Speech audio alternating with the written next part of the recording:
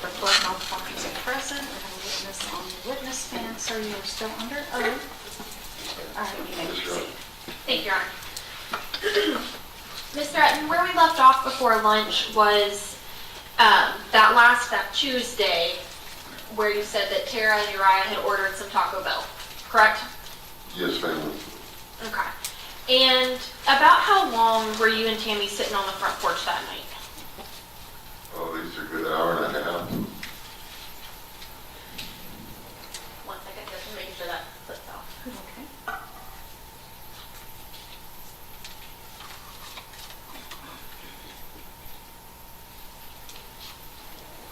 Needed a computer charger. All right. And after you left, or when you left, where was everybody, to your knowledge?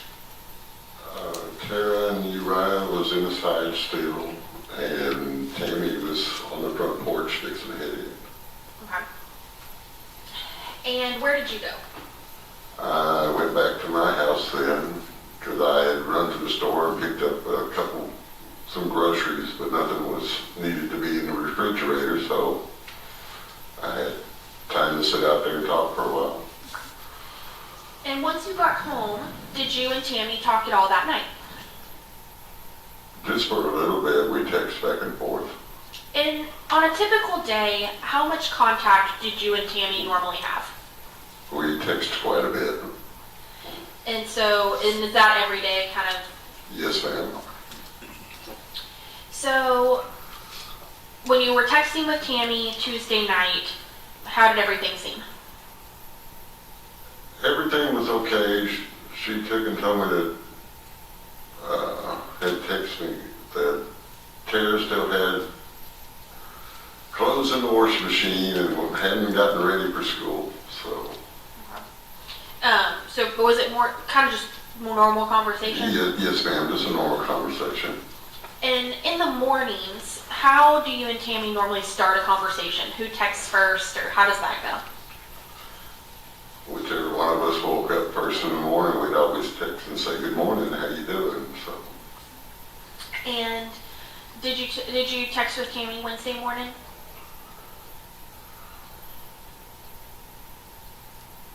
I'm not sure exactly. Wednesday morning, that would be, yeah, I'm pretty sure we did. Okay. And at that point, Wednesday morning, did you have any idea if anything was wrong at that point? No, ma'am. Okay. You already approached the witness? Yes.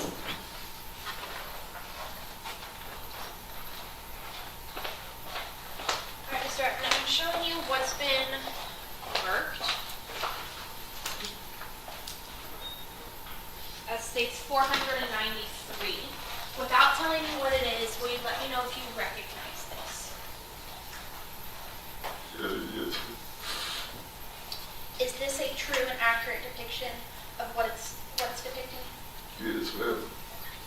Your Honor, state's going to move to admit states 493. Having either proposing. I already have a 493. Attached with the search warrants. No, remember we went back and fixed all of those numbers. That was when I had my number. So there's no 493. No, ma'am, not yet. Okay, very good then. Any objection to 493? Okay, 493 will be admitted. Thank you, Judge. And may I help? Yes.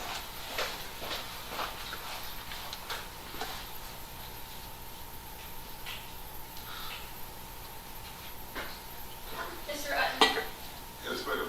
who is that? That's Tammy. And is that what Tammy looked like at the time of her passing? Yes, ma'am.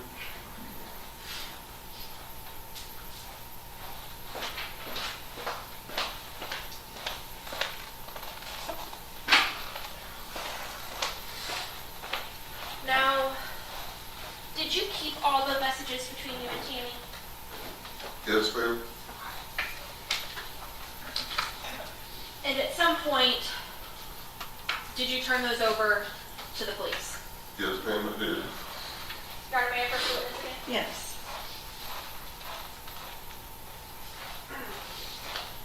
Mr. Utton, I'm approaching you with what's been marked as states 64 through 72. Without telling me what they are, do you recognize what's contained in these documents? Yes, ma'am. How do you recognize them? That's me and her texting back and forth. So these came, or is this what you gave to the police? Yes, ma'am. Your Honor, the state's going to move to admit States 64 through 72, having tendered to opposing counsel. Objection. 64 to 72 will be admitted. Thank you, Your Honor. May I publish? Yes.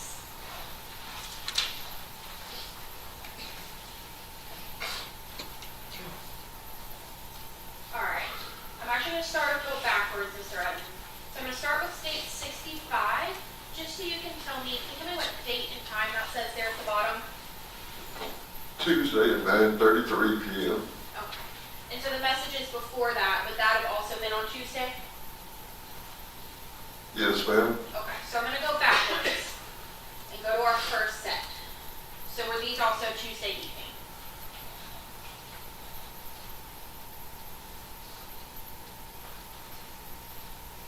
Yes, ma'am. That's the night that I'm down. Okay. And we see here in these messages that y'all are both using kind of some emojis and stuff, correct? Yes, ma'am. Is that normal for how y'all talked? Yes, ma'am. And so this is Tuesday in State 64 and 65. And can you tell us, what are y'all talking about? We were talking about the Taco Bell that had been delivered.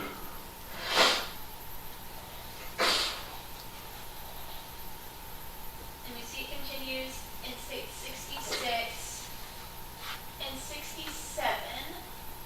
Can you tell us what that timestamp is on this last message? Tuesday at 11:16 p.m. And is this Tammy telling you good night?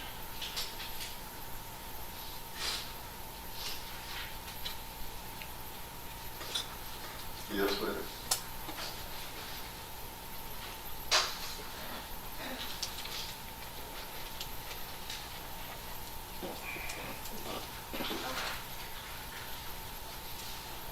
So can you tell me what that time and date stamp is on this, in the middle of this message? Wednesday at 9:26 in the morning. Okay. And is that the normal time that Tammy wakes up, or earlier or later? No, she would wake up earlier sometimes. Sometimes she'd sleep a little bit later. Just depending on how late that me and her had stayed up texting. Okay. So she didn't have a set wake up time, is that fair? No, ma'am, pretty well. No, not really. Okay. So, at 9:26 this morning, what are y'all talking about?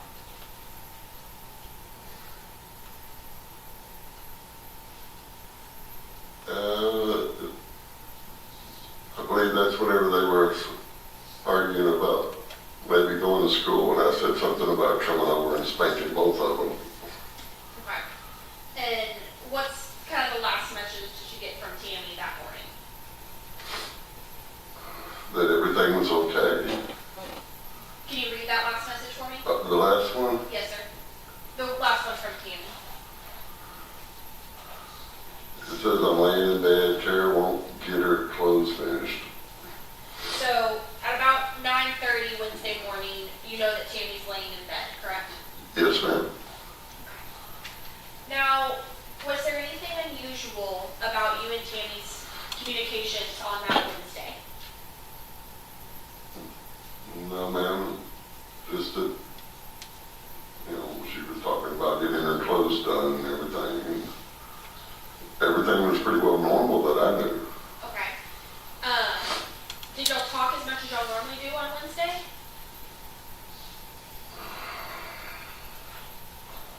If I show you State 70, does that refresh your memory?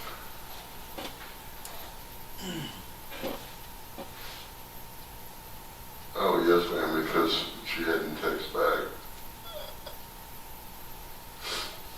And She was was that, talking about sleeping late, yes. so is that unusual for Tammy to not text you back? Yes, ma'am.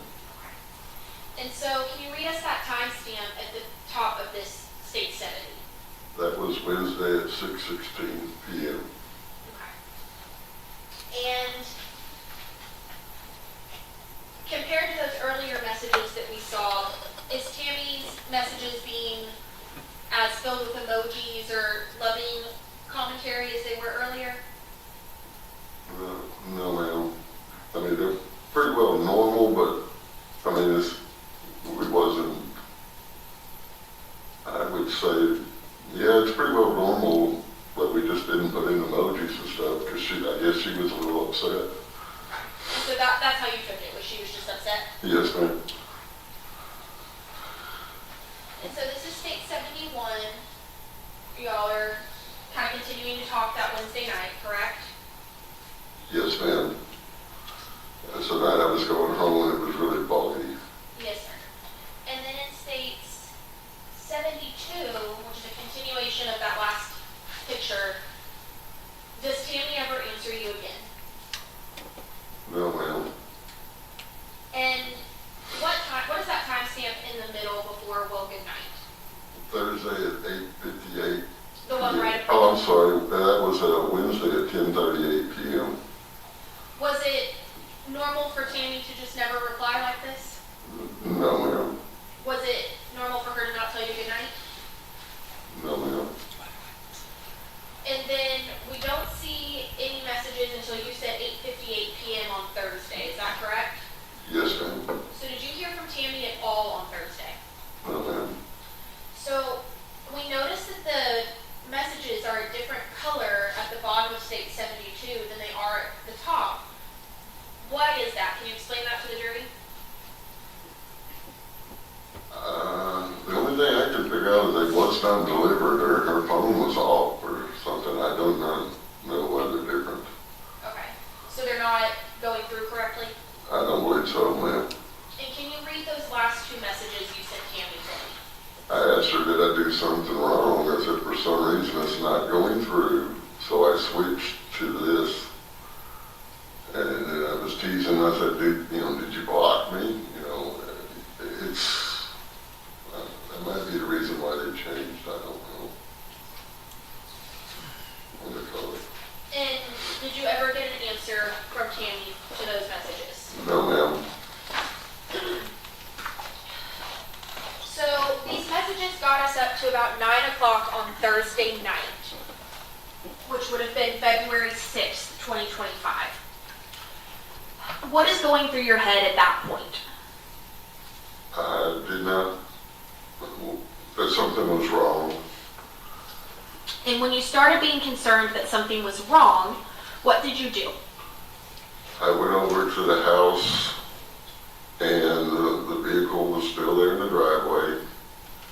I went around, I knocked on the door first, and still no answer. Tammy didn't answer the door and Terry did not answer the door. Then I started getting really worried and I went around and I knocked on the windows, I knocked on her bedroom door, it's a sliding glass door. I knocked on it. Well, really, I didn't knock on it. I kind of beat it on it. And I went and did the same thing in Tara's room. And then there was no answer. And I went back out. I walked across the street. I knocked on the neighbor's door. They was already in bed and did not see me or hear me. And I think the daughter heard me. But I had already went back across the street. I beat on the door again, on the windows, and then I called, I don't know if I called Christopher first or if I called the Galveston County and told them I need them here because I was fixing to break into this house because I knew something was wrong. And just so we all are still following around, Christopher is Tammy's son, correct? Yes, ma'am. And that is Tara's dad, correct? Yes, ma'am. Okay. And why was it that you called Christopher that night? Well, I mean, he needed to know something was going on too. This is his mom and his daughter, so. And when you called Galveston County Sheriff's Office, why was it that you were calling them? Because I wanted them there because I was fixing to break into the house, you know, and I did not want them to come rolling up and all of a sudden I'm getting thrown down and arrested, you know, for breaking and entering, but I was concerned, you know.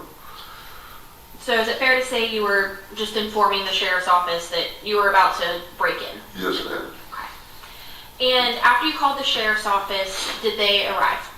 Yes, ma'am, they did. Okay. Once they arrived, can you walk us through kind of what did you do? What parts of the house did you go to? We took him, they was walking around, they were shining the lights in the windows, and then they turned around and looked at me and they said, well, they're moving. I said, no, they're not moving. I was just here, you know, they're not moving. And I asked them, I said, can I look?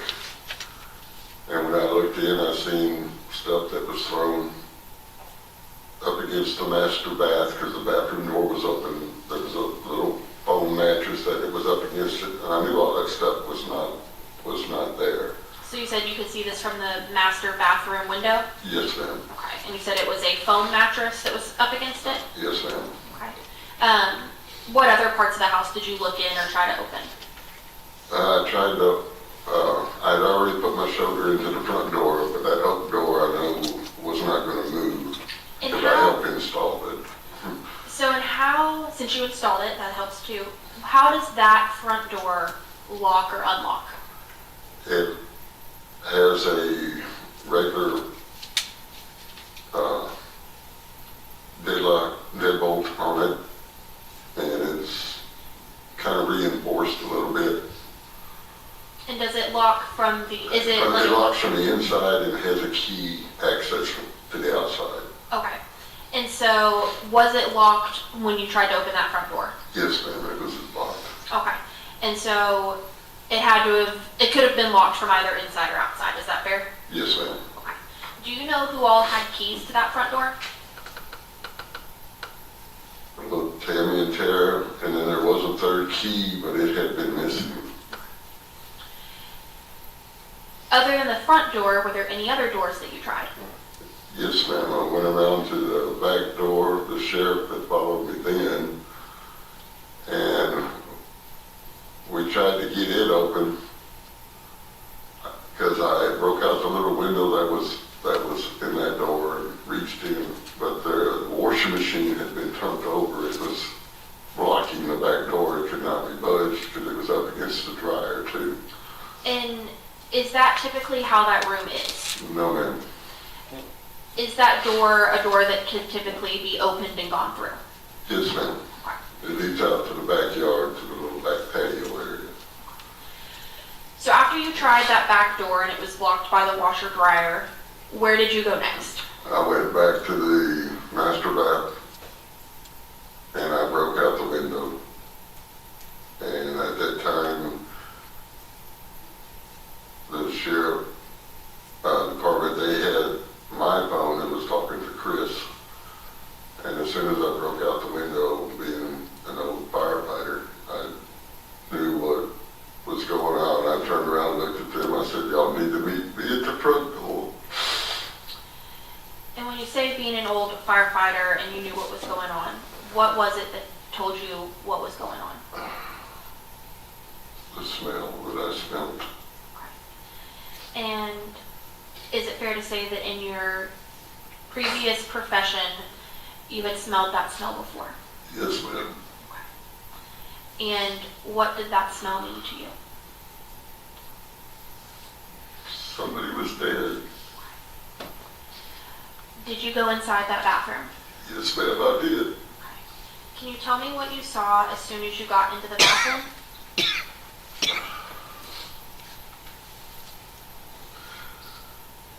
I made my way through the stuff that's not normally thrown in front of the doorway there.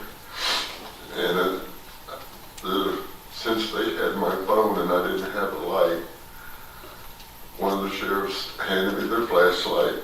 And as soon as I pushed the little mattress back enough, I could look over and I seen that the safe had been opened. And when you say the safe, What kind of safe was that? It was like a regular, it's a regular safe, but it was big enough to hold rifles and personal items and stuff. So a pretty large safe? Yes, ma'am. Okay. And you said it was open? Yes, ma'am. And did everything look like it was in its place or out of place? No, ma'am, it was empty. And after you saw the safe, what did you see next? I turned towards where Tammy's bed and everything was, and I seen her laying there like if she was sound asleep. And I know when we talk about how a bed normally is, we have like a headboard and a footboard, correct? Yes, ma'am. How did Tammy typically sleep on her bed? She slept across the bed instead of towards the headboard and the footboard, because down at the end of the footboard she had like her telephone, the lamp, the charger and stuff was all sitting there on it's like kind of like a long, you'd see a long table that's behind the sofa. So she slept with like the footboard to her left and the headboard to her right. Yes, ma'am. Okay. And so you said you looked towards the bed, and what position was Tammy in? She was laying on her back, like she would normally be sleeping.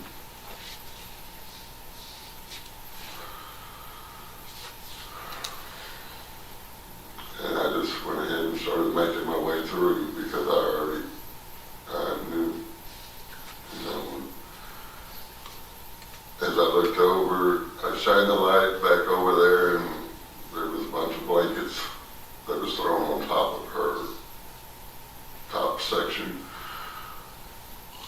And whenever I made it to the door, the bedroom door was locked. The only way that you can lock that door is from the inside. So I figured it was locked and the door was closed behind. And so you mean it was locked from inside and then pulled shut behind somebody? Yes, ma'am. Did Tammy typically keep her door locked? No, ma'am. And you said there was a lot of sheets and blankets and things on her top half. Did she normally sleep with that many sheets and blankets? No, ma'am. Once you realized that door was locked, did you notice anything else in the room? No, ma'am. At that time, I was headed for the front door because as I was, right after I broke the window, I told the sheriff's department, you need to meet me at the front door. Because like I said, from previous, I knew something had happened.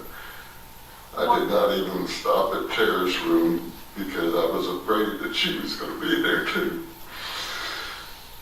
And when you came through Tammy's door, did you see any signs of Tara or Percy? No, ma'am. And you said you didn't check in Tara's room because you were concerned she might be in there as well. Yes, ma'am, and I know that I did not want to disturb anything because, like I said, I already knew. And I wanted them to get in there to take over the scene and everything. I did not want to disturb nothing else.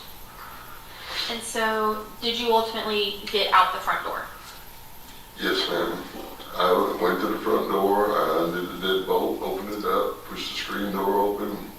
I walked out, I handed the sheriff department back their flashlight, told them it was their scene, and I sat down on one of the chairs that I usually sit in on the front porch. And after that, what did you do? I just sat there for a while, and then they took over, and I was asked to move outside of the crime scene tape and everything. I said, that's not a problem, and I went across the street to the neighbors, and I sat over there. And after that, did you cooperate fully with the police and allow them to do their job? Yes, ma'am, I certainly did.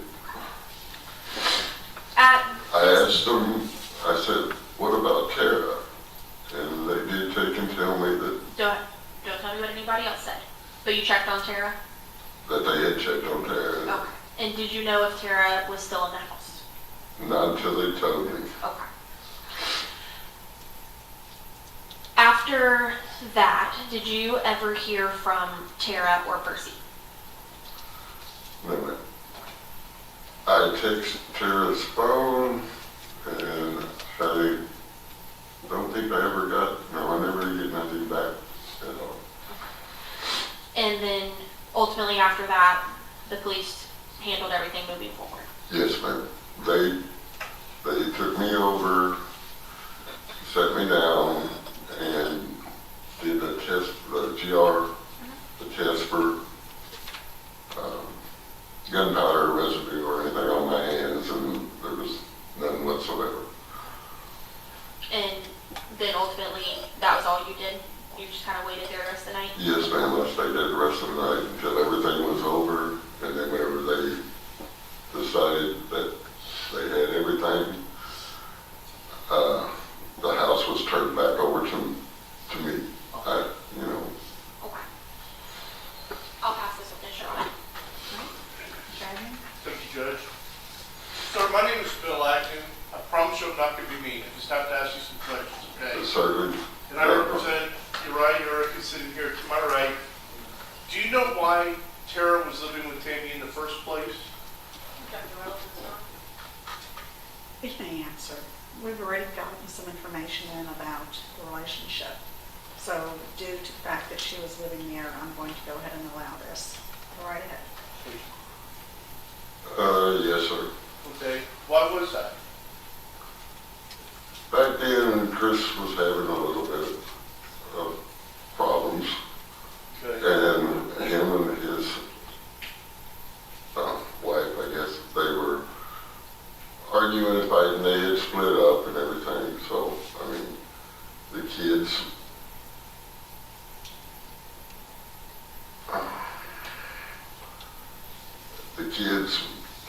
there was 3 of them, and the kids went like to different relatives and was living with them. Okay. Now, you indicated earlier that Tara came to live with her at a pretty young age, right? Yes, sir. Okay. So, I mean, at that point, even though Tammy's grandmother, she's really more like her mother. Would you agree with me there? Yes, ma'am. Because, I mean, she was the one who was responsible for raising Tara, correct? Yes, ma'am. Okay. Yes, sir. And, but that's kind of, I mean, we see that more today than we used to when we were younger, but grandparents having to raise their kids. But that's not very unusual today, correct? That's correct. And normally it's because there's something wrong in the family, of one sort or another, without getting into specifics. Right? Yes, sir. Everybody's young and everybody makes mistakes, so. But I'm not trying to say anything bad about anybody, but just that's something that's become more common in today's world, right? Yes. Okay. Now, as far as the relationship between Tammy and Tara, she was 17 years old at the time Tara was, correct? Yes, sir. And 17-year-olds, especially girls, can be somewhat difficult, right? Yes, sir. I raised one myself. Right. And, that's kind of a tough age for anyone to have to deal with a teenager, boy or girl. I mean, when they're that age, they're wanting to be grown up, but they're not grown up. Yes, sir. And they're trying to test their limits. Would you agree with me there? Yes, sir. And my understanding, you can correct me if I'm wrong, is that Tammy was pretty stern or strict with Tara about what things she would allow her to do. On certain items, yes, I would say, but I also that, there was things that she was lenient on too. Okay. What were the things that she was strict about? Mainly going to school and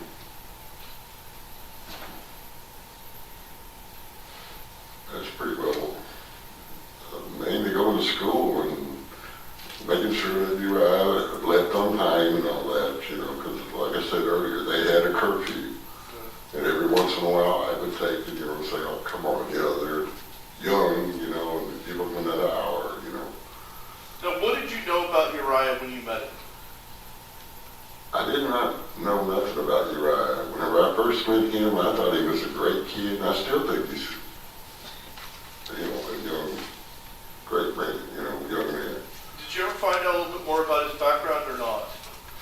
Not really that much. I knew that there was a little bit of problems there at his house too, so. Were you aware that he was homeless at the time this occurred? At this time, yes, I did know. Okay. So when he had his curfew, do you have any idea where he was going to be going at that point? No, sir, I didn't. Did you see him leave? Yes, sir, I've seen him leave several times. Okay.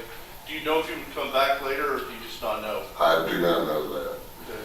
How much time did you spend over at Tammy's house? I've spent quite a bit. I'm retired. Did you ever stay the night there? Yes, sir. Okay. Did you do that a lot, or a little, or just sometimes?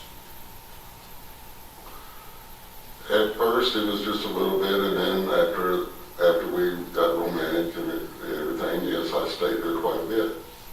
When you get to stay there, you got to see more of the dynamics between Tammy and Tara. Is that right? Yes, sir. Did kind of, as things went on, did things become contentious between them? No, not a, you know, nothing that I could really tell, you know, it was like normal. They didn't argue or have disagreements? Just mainly on, you know, like clothes or going to school. Sometimes, you know, I never heard it, but I didn't know if I could say it. Tara wanted, I don't know if I can say this, Tara wanted him like to stay or like have a room there, and Tammy was not going to have that.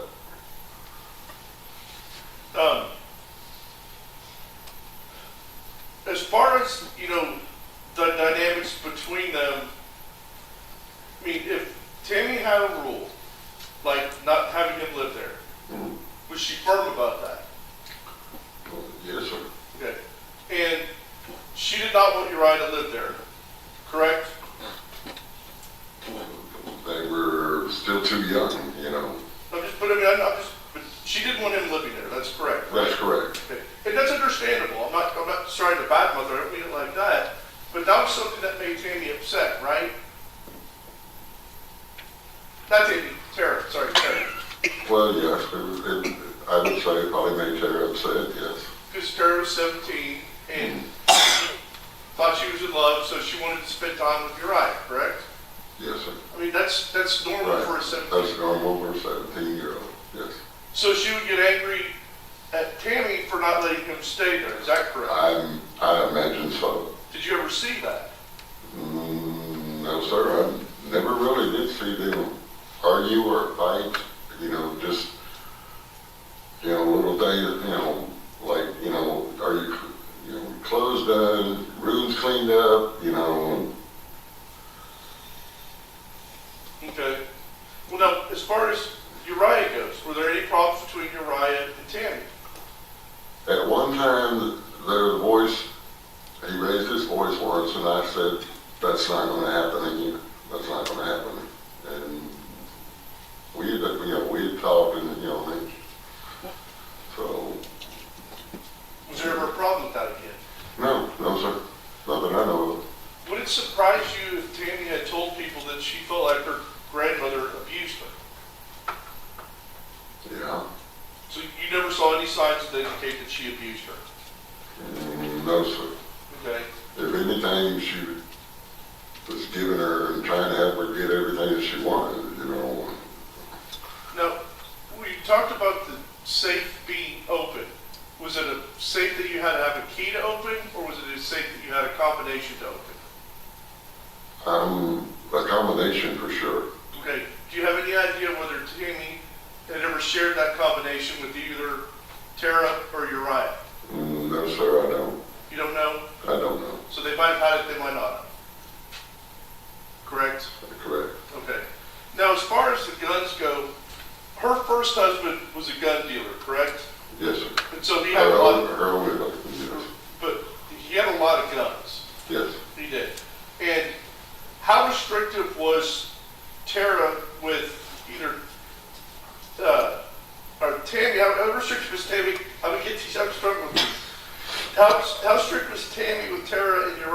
using the guns? As far as I know, they wasn't supposed to be touching them at all. Okay. Do you have any idea whether he was ever allowed to go use them to go hunting? No, sir, not that I know Okay. Was that something you think you would have done? of. No, I don't believe so. I don't believe she would have let anybody take one. What I'm asking is if he had taken them hunting, is that something that you think you would have known? Would you have known that he was able to do that? If he was allowed to? I imagine if he was allowed to, yeah, I imagine I would probably know about it too. Okay. And you're saying you have no knowledge of that of any kind? No, sir. Okay. Now, was Tara allowed to use the guns? No, sir, not that I know of. Okay. Now, as far as between Tammy and Tara goes, how generous do you feel that Tammy was towards Tara? Pretty generous. Give her a lot of stuff? Yes, sir. And buy her stuff, clothes, things like that? Yes, sir. You treated her like her daughter, is that correct? Correct. Okay. Now, you said there really weren't ever any problems between Tammy and Uriah?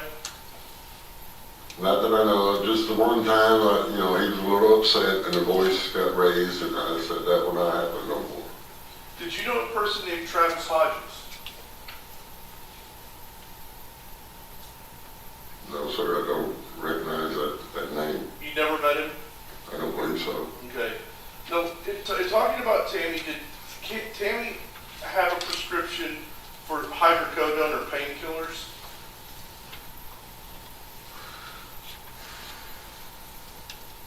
I'm not sure on that one, sir. I did not know all the medications. Do you know if she took painkillers?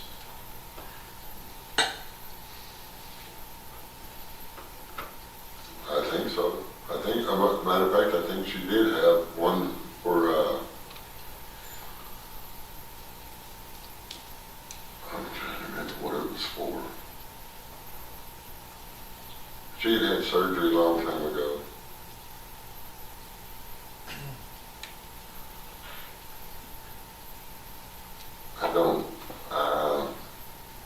I could not answer that, to be honest, sir. Okay. But if she took them, do you have any idea whether they were prescribed or she got them from another source? They would have to be prescribed Why? because she didn't do that, nothing like that, sir. Okay. Did you ever have any knowledge of her ever using methamphetamine? Oh, no, sir. Okay. But she did smoke pot Yes, sir. and she drank too, right? Yes, sir. Okay. Now, had you ever seen her in a situation where she was around either Tara or Uriah and she was impaired? No, sir. Never? Okay. No, sir. Did you ever see her taking painkillers to the point that you felt like she was impaired and shouldn't drive? No. Okay.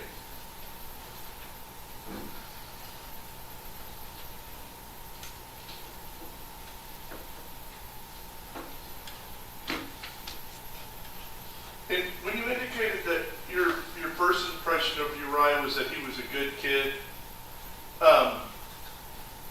and then, kind of as you got to know him, you still felt like he was a good kid, is that correct? Yes, sir. And you're really familiar with what his background was like prior to coming over there? No, sir. I did not know him. Did you ever have any dealings with anyone in his family or anyone like that? No, sir. No? I think he did introduce me to his mom once, and I said hello. Okay. Was she over there? No, sir. It was at McDonald's. Did you jump up into her there? No, sir. Nothing? Up at the McDonald's, they was coming to pick up Tara. Okay. So his mother was with him to pick up Tara? Yes. Okay. And how long ago was that?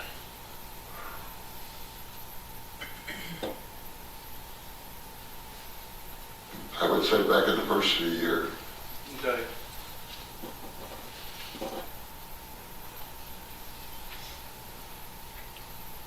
Now, as far as Tara goes, I mean, how often would she leave the house? They would would take Uriah was over there and they wanted to go walking, she would come and tell Tammy, hey, we're going for a walk, and they would go out and go for a walk, and most of the time, she was there at the house if they wasn't out together walking. Did she go out to, like, let's say, go see movies, go to the mall? Did she do things like that or not?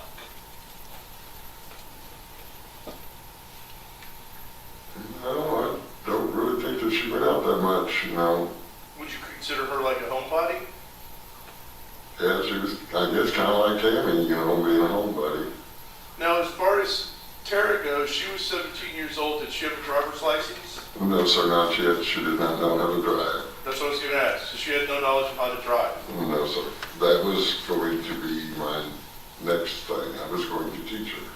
Okay. We had already discussed it. Do you know why Tammy didn't teach her how to drive? No, I think Tara was a little bit nervous, being never behind the wheel or nothing. So me and Tammy had talked before about taking her like out to the parking lot, and I would start teaching her. Do you know if Uriah could drive? No, I really don't. I imagine he could. At one time he had a Camaro. Okay. So it wasn't running, but he had one. Okay. Now, did Tara ever have any form of a job while you knew her? No, sir. And was her attendance at school always not good, or was there a time she was better at it? No, it used to be really good. And when did it get bad?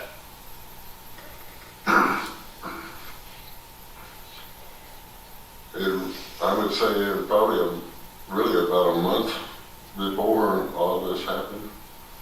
Do you know if she was ready to be done with school? I think I heard something before, it's just here. I can't really say it, but I think she wanted to be homeschooled. Okay. Now, She with only Tara, had 1 year left. okay. Now, did Tara work, or did Tammy work, or no? No. What did she do when she worked? She was pretty well, the mom, the housewife, the stay-at-home mom. Okay. And after her husband died, how did she support herself financially? She was like receiving his check. Social Security? Yes. Okay. And did she have a lot of money, or did she not have a lot of money? Supposedly Butch had put, JC, her husband, had been saving money and it was saved up. Okay. Was it like a savings account, or did he have it in the safe? I imagine there was some of both, Okay. because he did tell me once before that he had money at the house. Okay. And do you know, would Tammy, would she share that money with Tara, or do you know? I do not know, sir. I know that, if Tara wanted something, then Tammy would always try to figure out a way to make sure that she had it. And I mean, if Tara's not working, if she's going to get any money, it's going to have to be from Tammy, right? Yes, sir. At 17. Yes, sir. Okay. Do you think that Tammy supported Tara well? Yes, sir. Okay. And did she try to give her everything she could? Yes, sir. I'll pass the witness, Judge. No further questions, just Thank you. Sir, you may step down. Call your next witness. The state will call Investigator Jim Utton, Your Honor. Okay.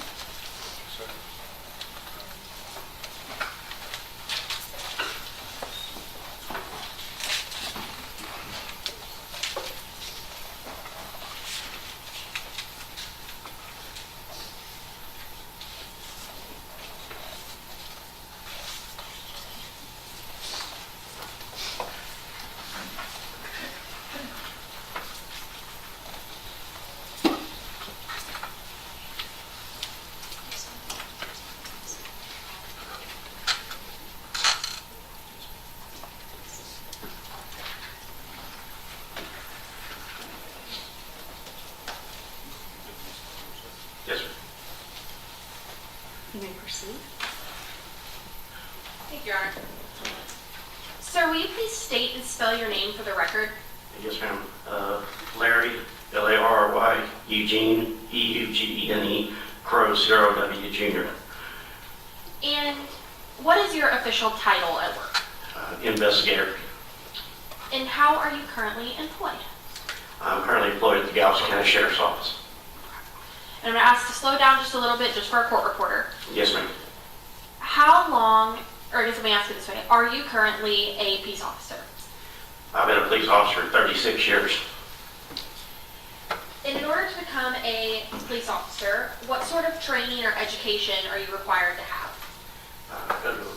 Go to a certified police academy, and then once you complete the police academy, you go to an agency, apply at agencies to carry your license. And do you have to take any sort of test or certification? Yes, ma'am. A T-code test. And what does that consist of? It's going to a certified police academy. You take a 200 question test. Once you complete the test, you pass the test, and you start applying for a police officer's job. And when you first start, you said you get a basic peace officer license? Yes, ma'am. Is that the only type of peace officer license? Once you get established in law enforcement, you move up to intermediate, advanced, and master, which I currently hold a master's peace officer. So once you passed your TCOL certification, where was the first place that you were employed as a peace officer? I started out at Lamarck Police Department as a reserve officer because my dad was chief. I couldn't work full time. And then moved on and got hired on the Texas City Police Department. And what did you do, or how long were you at Texas City Police Department? I was with Texas City Police Department 26 years. And what was the first role that you had there? As a Texas City Police officer, I was a patrol officer for 4 years, then moved into crime scene. And so if you were there 26 years, is it fair to say the majority of your career was in crime scene? Yes, ma'am. And for those of us who may not be as familiar with law enforcement, what is crime scene? What does that mean? Crime scene is you go out to a scene. Once you arrive at the scene, you sit there and you document what the scene is by photographing, sketching, and collecting physical evidence.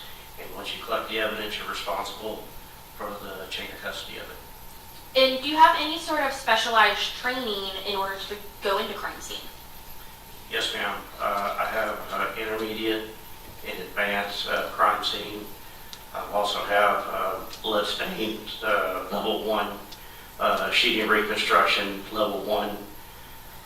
Also a latent print examiner, which I currently went to a basic, intermediate, advanced level for fingerprints to be an examiner. Also have a basic instructor's license. I'm a field training officer, and currently I also just completed the FBI Lead Trilogy. So is it fair to say you've had a lot of training? Yes, ma'am. And so you stated you were at Texas City crime scene for the majority of your 26-year stint at Texas City, correct? Yes, ma'am. And is that where you completed your law enforcement career, or did you go somewhere after Texas City? Once I retired from Texas City Police Department, I went back to Lamarck Police Department where I could work full time.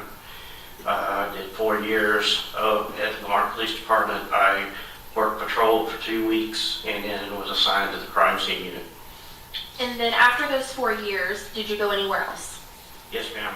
I left Lamarck Police Department and hired on with the Galveston County Sheriff's Office, are currently employed. And what is your current assignment within the Galveston County Sheriff's Office? I'm an investigator in the crime scene investigation unit. And about how many people are in your unit? Total of 6.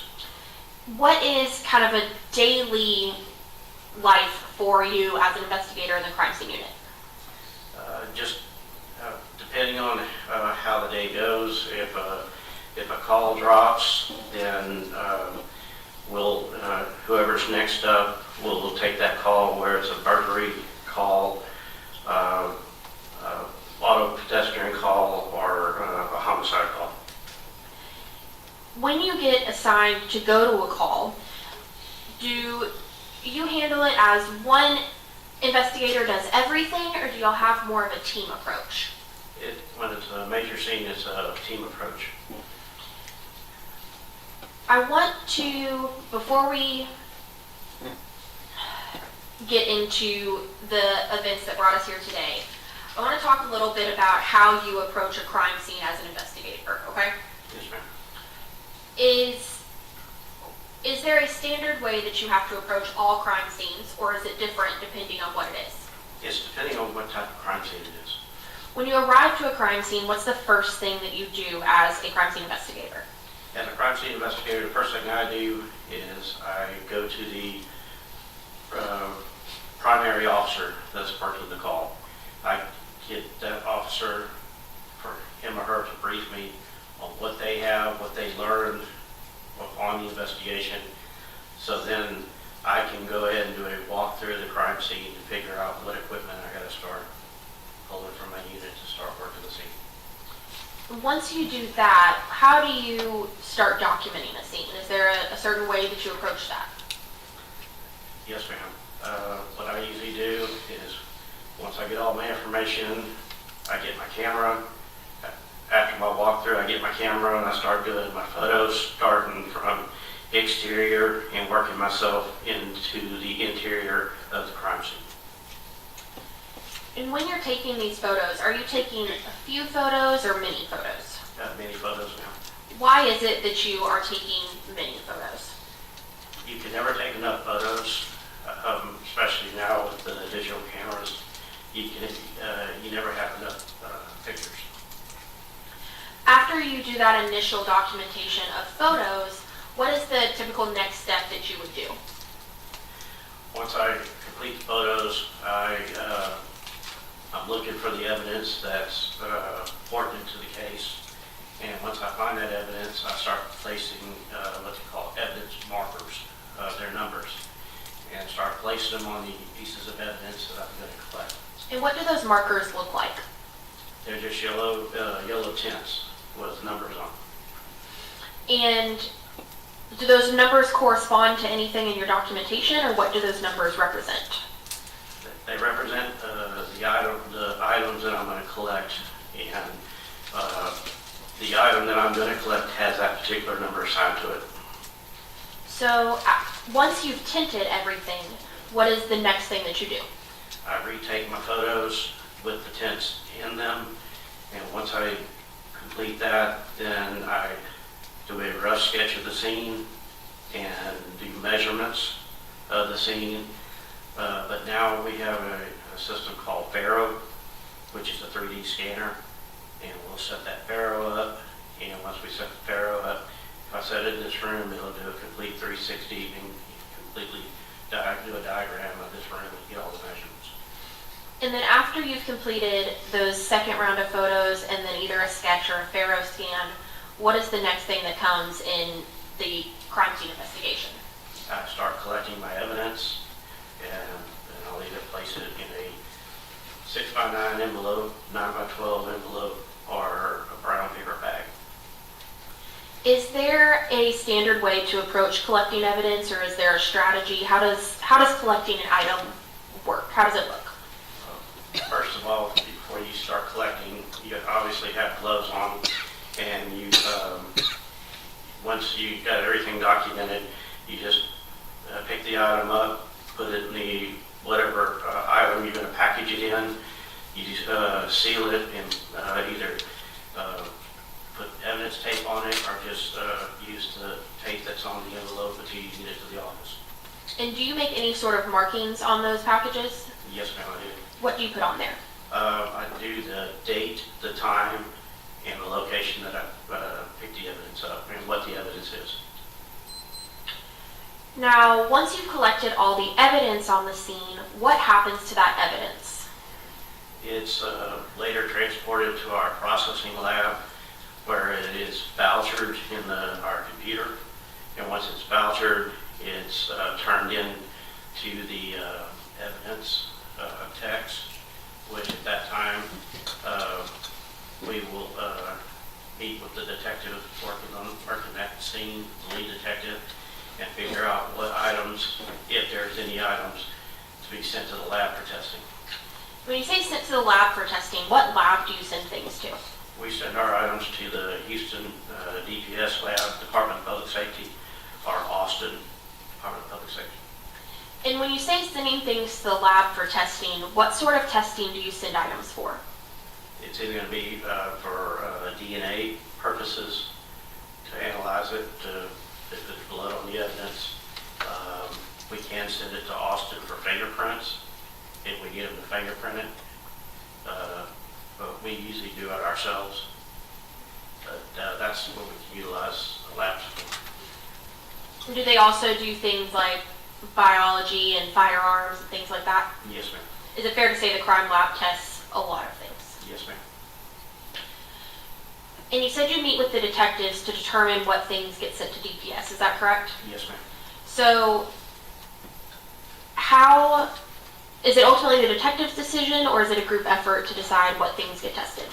We try to have a group effort where it involves the district attorney that's involved in the case, along with the detectives. And then we only have a certain amount of items, which is 10 items, not counting the knowns, which is buckle swabs from either suspects or victims.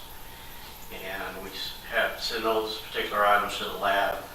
And when those items come back, if we need to send more items, then we can send more items. I want to bring your attention. Bless you. Thank you. I apologize. I want to bring your attention to February 7th of 2025. Do you recall that date? Yes, ma'am, I do. What were you doing on that day? I was actually, at that time, at about 6 a.m., I was getting ready for work.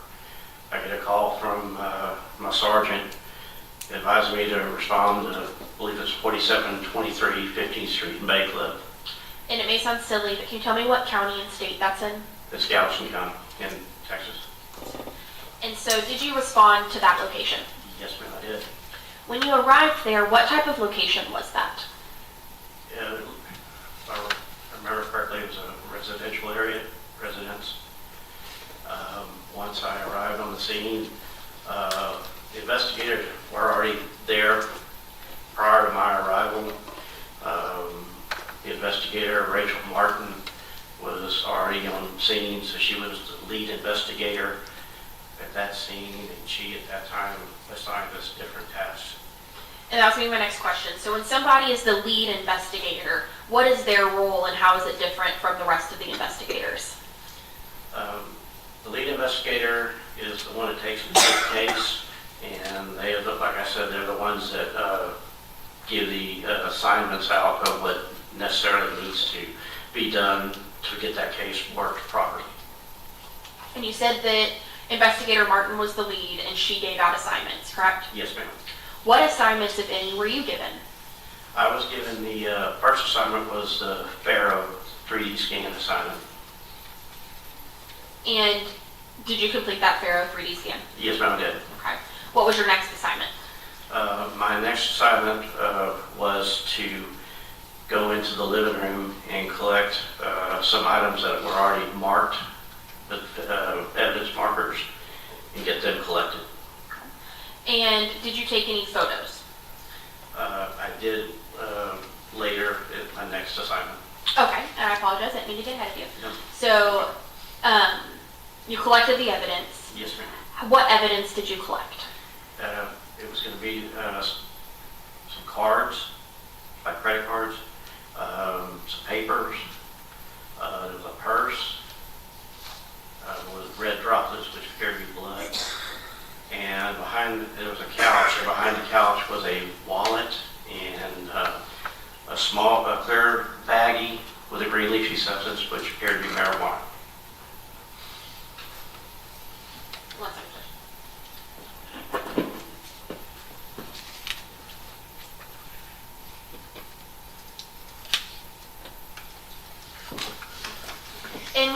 cards, what type of cards were they? I believe they were, I want to say they were credit cards. May have been, I'd have to go back and look at my report. Would looking at your report help refresh your memory? Yes, ma'am. Go ahead, feel free to look and then just look up at me once you feel refreshed.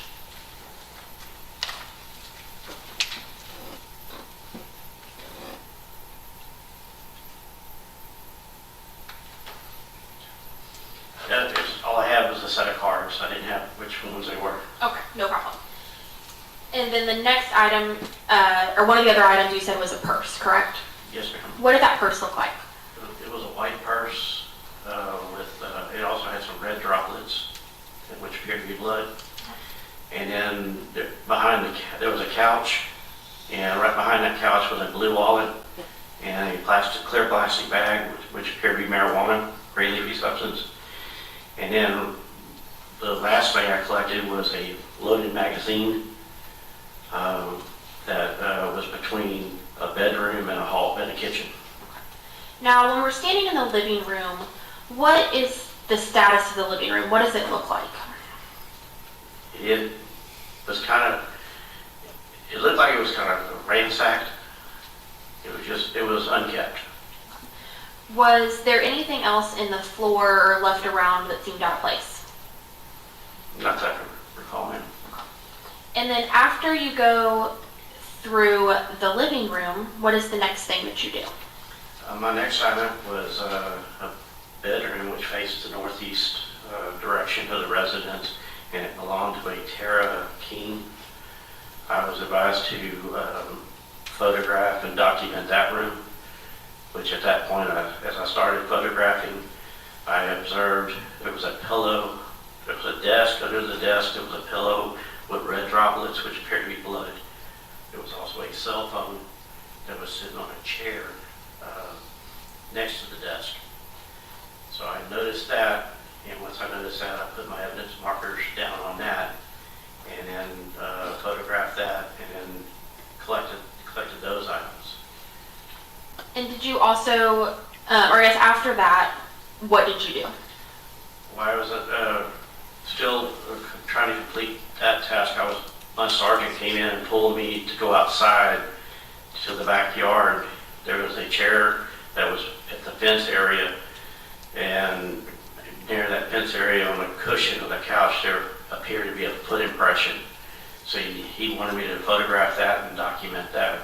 So at that point I photographed it. I used a scale to photograph it, and then I went back in and finished up my processing of that bedroom. And let's talk about that bedroom. What was kind of the status of that bedroom? What did it look like? That bedroom was really unkept. Was it more or less unkept than the rest of the house? It was both. Okay, what do you mean?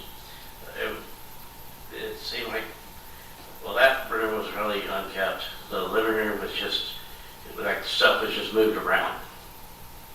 So earlier you stated that the living room looked ransacked, correct? Yes, And then this bedroom, did it look ransacked or did it just look messy? it was messy. Was there a few things or a lot of things inside this bedroom? A lot of things. And ultimately, did you take bedrooms of all of these locations that you just talked to us about? Yes, ma'am. Your Honor, may I approach the witness? Yes.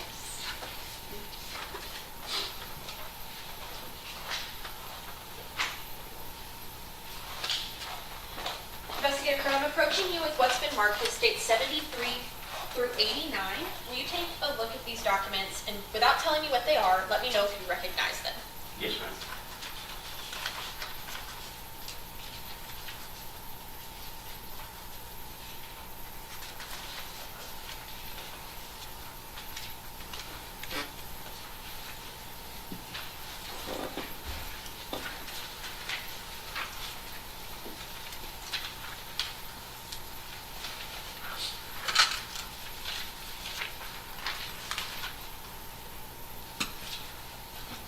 Yes, ma'am. How do you recognize them? I took these photos. Okay. And are they a true and accurate depiction of what they purport to be? Yes, ma'am, they are. Have they been altered in any way other than the evidence sticker added by the state? No, ma'am. Your Honor, state moves to admit states 73 through 89, having previously tendered to opposing counsel. No objection. State 73 for 89 will be admitted. And may I publish, Your Honor? Yes, please. Now, Investigator Crow, when I spoke to you earlier, I asked if you take a few or many photos, correct? Yes, ma'am.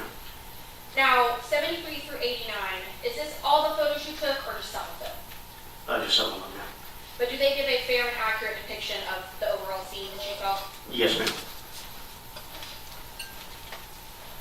In state 73, can you let us know what we're looking at? That's going to be the living room area. And can you tell us what we see here in the middle of the floor? Right there, ma'am. Yes, sir. Looks like a bag of dog food. And when you go, we see that there's a doorway straight ahead. Are there any other doorways inside this room that you know of? Just the front door leading to that the kitchen area. And is that the kitchen area straight ahead? Yes, ma'am. And where was it that you located the cards, the purse, the wallet, those sorts of things? It's going to be right in that area, ma'am. So kind of on the other On side the, of on the floor, yes, ma'am, on the other side of that table. Okay. There'll probably be more in Investigator Martin's photos. 'Cause I just started my photos from outside and worked myself into the bedroom. Yes, sir. And you stated that you started taking photos after some of those items had already been collected, correct? Yes, ma'am. And you stated after the living room, your next location was the room you knew to be Tara's, correct? Yes, ma'am. Now, if you walked through this door in state 73, what direction would you need to go to get to Tara's room? Walk through that doorway, you're going to go to the immediate right. Okay. And to the immediate right, is there only one room there, or are there more than one room? I want to say there's more than one room. More than one room. But you weren't assigned to go to any of those rooms? No, ma'am. Okay. In state 74, what are we looking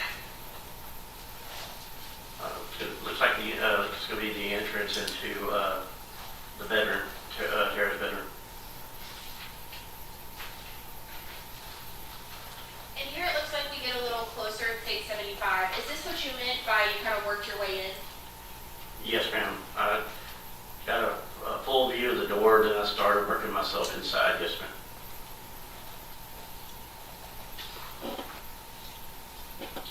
And in state 76, is this your view when you walk immediately into Tara's bedroom? Yes, ma'am, it is. And when you said that that room was messy, what, if anything, kind of stood out to you as being messy or not, probably shouldn't be there? All those cans, the bed's unmade. It's just everything is all over the floor. Did you observe if there was any food or anything like that in the room? I believe there was, ma'am. And you stated that there was a desk. From this photo, where would the desk be? It's going to be right by the bed, on the other side of that bed, be on the left side. So off to the left of state 76? Yes, ma'am. Now in state 77, is that the desk we're talking about? Yes, ma'am. And so, I know it's a little bit hard to see. So from this position on state 77, where would the bed be?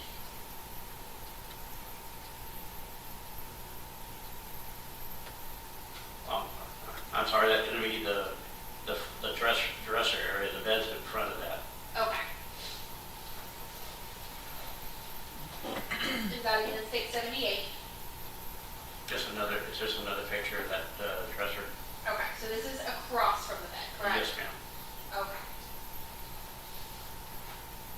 I was trying to work myself around to that location. Yes, sir, of course. Now in state 80, what part of the room have we gotten to? That's getting right there in the area of the desk, ma'am. Okay. And was this part of the desk pretty cluttered, or what did you think of this? Very clever. States 81, we see a little yellow card. Can you tell us what that is? That's, yes ma'am, that's where the number 5 was collected, the magazine, loaded magazine, outside the bedroom. And are those the yellow tints you were talking about earlier? Yes ma'am, it is. So is this from inside Tara's room looking back out? Inside Tara's room, outside, it's going to be a little hallway right there. Now in States 82, where did we move to? We move past the bed. On that left side is the desk and the chair. And so in comparison to this photo, where would the bed be? Should be right next to that chair. So On to the the right hand side. Perfect. So to the right hand side of States 82. Yes ma'am. States 83, what are we looking at? That's where I observed the pillow with the red droplets, which appear to be blood. Did you observe anything else odd or of note under that desk?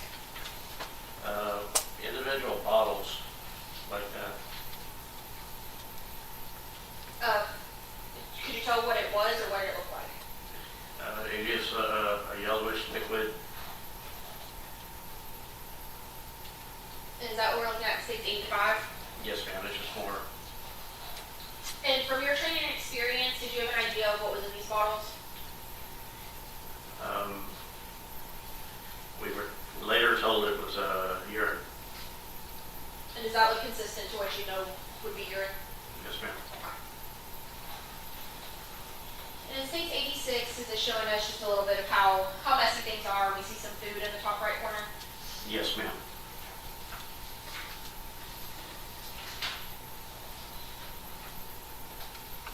And here we see another one of those tint markers. What are we marking? Marking the pillow that was later collected. And then in States 88, we see another marker. Can you tell us what we're marking here? That's the cell phone that was sitting in the chair. It was later collected. And is that a closer version of that Yes. phone? Yes ma'am.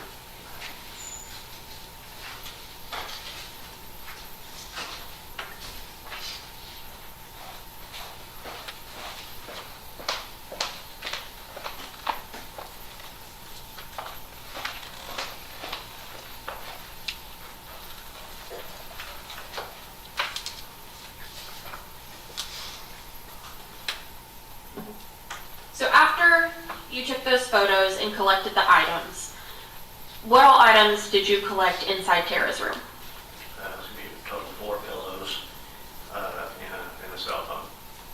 Where were all those pillows located? The first pillow was under the desk. The other pillows were around the bed area. One was believed to be on the floor.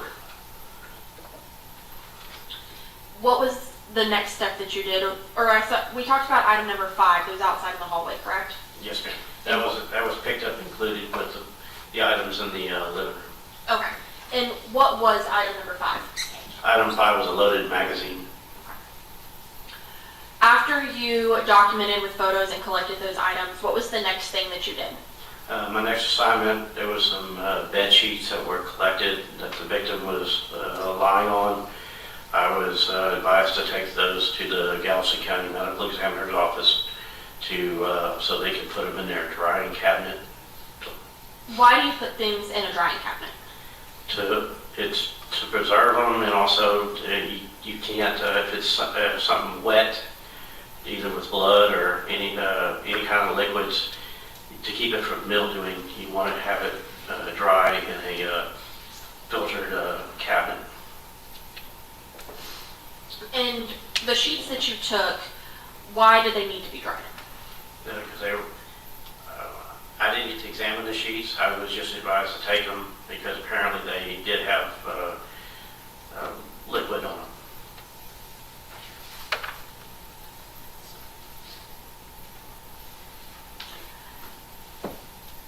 And after you took the sheets to the medical examiner's office, what was your next step?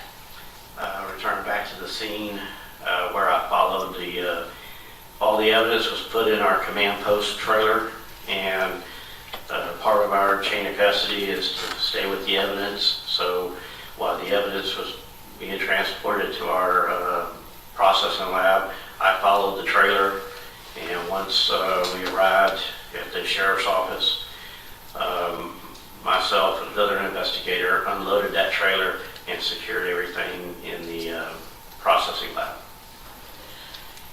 Once you did that, did you have anything further to do with this investigation? No, ma'am. I'll pass this witness, Your Honor. Thank you. My name's Bill Agnew, and I represent Uriah Urick, who's sitting here to my right. Yes, sir. The room, you searched Tara's room. Did you also go in and search Tammy's room, which is the alleged victim? The victim's room, I did not have any part of. No, sir. Okay, so you were just in charge of Tara's room then? Yes, sir. Do you have, when you look at, you've got a pillow that's got blood on it that's under a desk. Do you have any idea how that got there? No, sir. Or why the blood's there? No, sir. Okay. Or whether it's related or not? No, sir. Right, okay. And then, when the shoe impression that you said you got outside, what was the purpose of that? It's just part of our investigation, and because apparently it was brought to my sergeant's attention, and anything of evidence value, potentially working a case like that, we wanted to get it photographed and documented. As far as you know, did that have any bearing on anything that had happened here or answer any questions? Not that I recall, not that I know of, sir. Okay. And you said you put in, I don't remember the term for it, but the 360 camera that you do? The Pharaoh, yes, sir. Pharaoh, okay. Did you do that as well in Tara's room or not? All rooms were done, yes, sir. Okay. And is there anything about the Pharaoh that answered any questions or led to anything? Yes, sir. Okay. I'll pass on this. Anything further? Nothing further from the witness, Your Honor. Thank you, sir. You may step down. Thank you, ma'am. Our next witness. Same call, Andy Chaviers.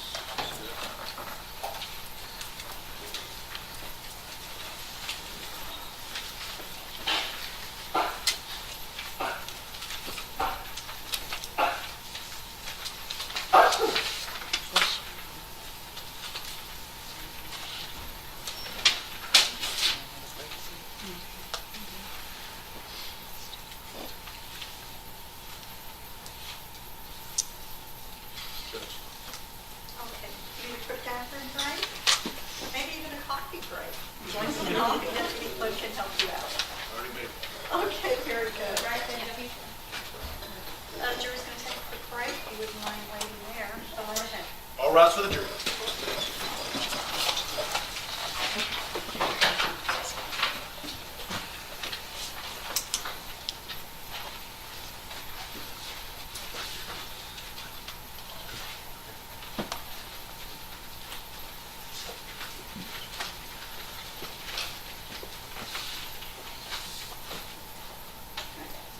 Court stands in recess for a quick break.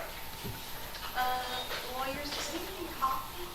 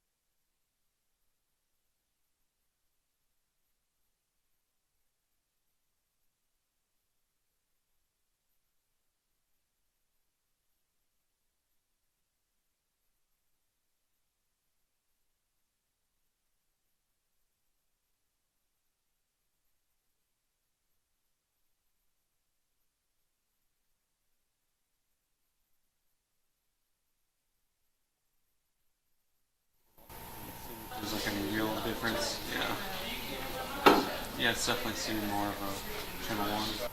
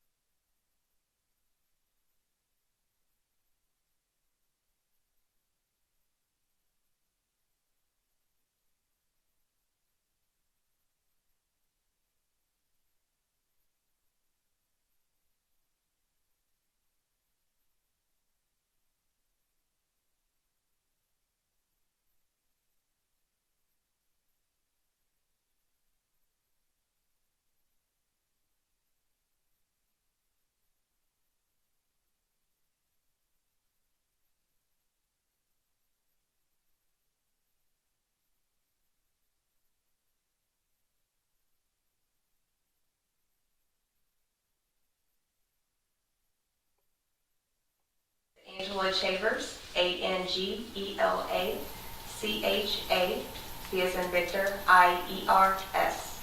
And how are you currently employed? I am employed with the Galveston County Sheriff's Office as a crime scene investigator. And so is your official title investigator? Yes, How long have you been in law enforcement? for almost 5 years. And did you start at the SO? I did. How did you start? What position did you start in? I started out on patrol, and then I moved into crime scene About how long have you been on crime scene? for a little over a year and a half. In regards to this case, how did you get involved in the investigation? I was contacted by Investigator Martin. She was training me at the time. And sort of walk us through what happened when you first got on scene. When I arrived on scene, I made contact with Investigator Martin, and then we did a walkthrough with our deputies. And what did you do next? After that, we left the house, and then we started dividing out tasks. And Investigator Crow has already sort of testified as to what his tasks and assignments were. What were yours? My tasks and assignments were to assist with evidence collection and then video the scene. So, can you sort of describe to the jury how you video the scene? Yes, so the way we video the scene is going to be similar to how we take photographs. So we'll start with our overalls, and then we'll go into mid-range photos and close-up photos. And as we enter each room, you'll see we'll go from corner to corner to kind of pan the room, so that way you can see all perspectives of the room. And was that performed in this case? Excuse me? Was that videoing performed in this case? Yes. Your Honor, may I approach? So Investigator Chaviers, I'm going to show you what's been marked as States 93. Do you recognize it? I do. What is it? It is a thumb drive with the video footage that I took.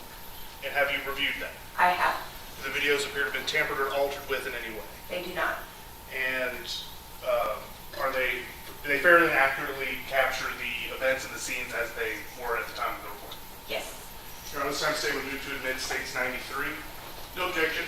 Case 93 will be admitted.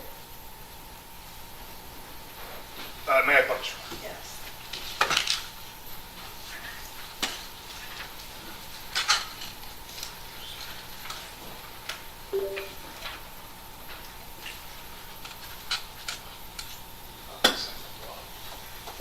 Starting with file, I believe it was AMC 128, with video paused at 1 second. Investigator Chaviers, where are we in regards to that? You're at the exterior of the residence, the front yard. And do you know what the address of the residence is? It's going to be 4721. You know the street number? I believe it's 15.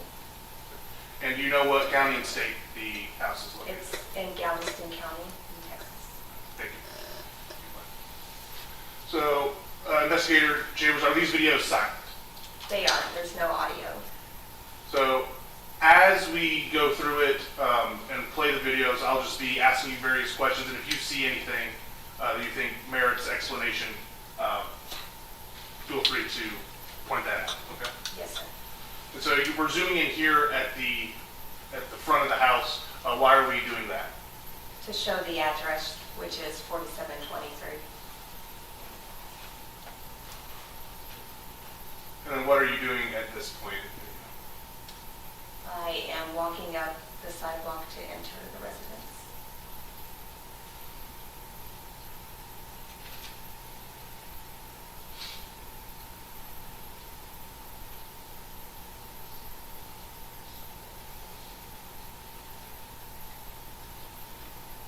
On the front porch that we see here, is there anything of investigative value that y'all were able to see? No, sir.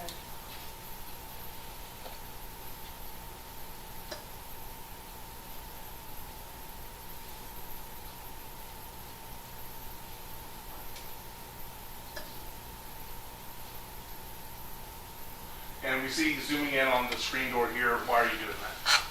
I am doing that to show whether or not there has been forced entry made. And based on how it appears, does it appear that there was forced entry? No, sir.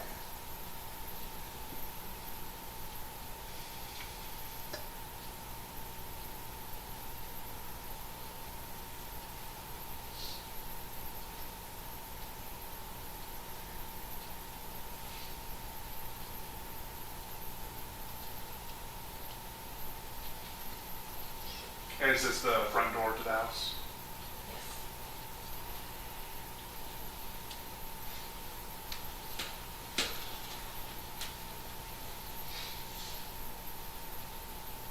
Does there appear to be forced entry on that screen door? It does not.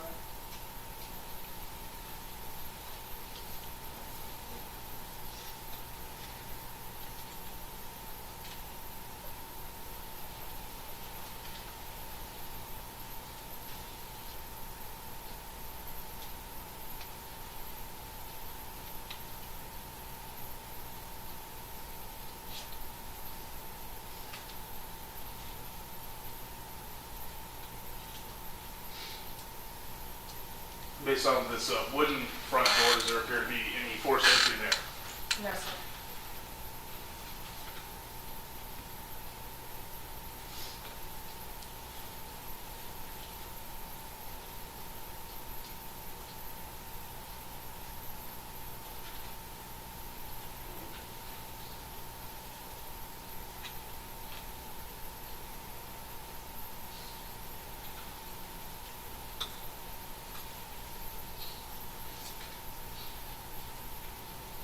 As we are walking into the home now from the perspective of the video, what are we looking at here? A closet.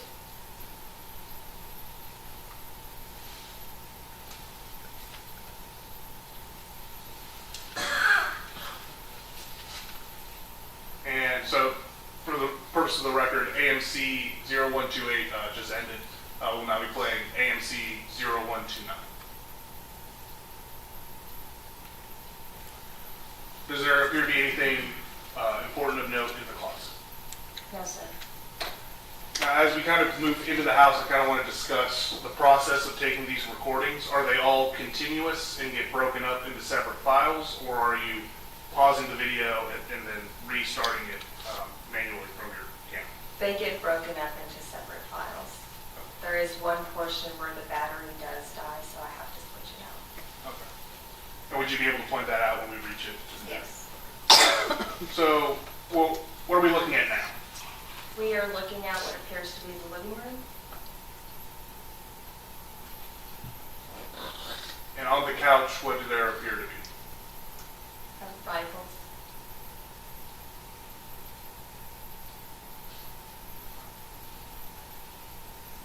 And we can see various exhibit markers. Were those there when the sheriff's office originally arrived on scene, or were they placed there by other detectives? They were placed there by us later, not when we originally arrived. Right. No, it might sound like a silly question, but I just wanted to make sure.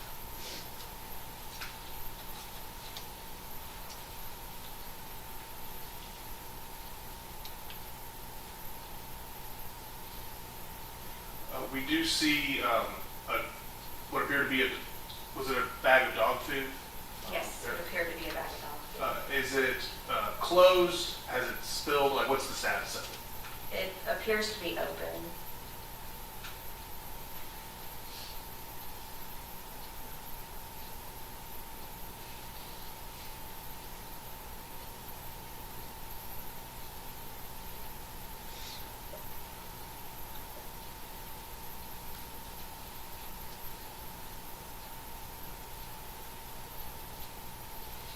Right there, you kind of zoomed in on that sort of green object in the lower corner. What was that? It appears to be medicines. Was like the container they were in, were they all full, or was one appeared to be empty? I don't know.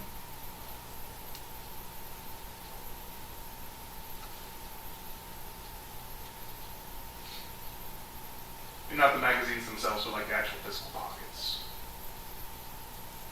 Like the pouch.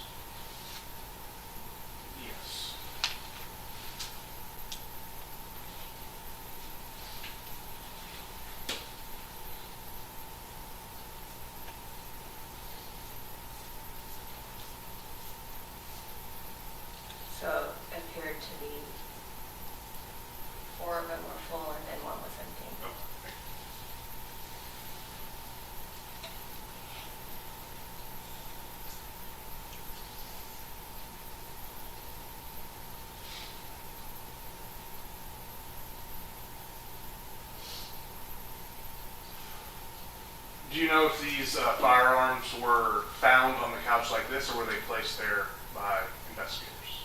They were placed there by investigators.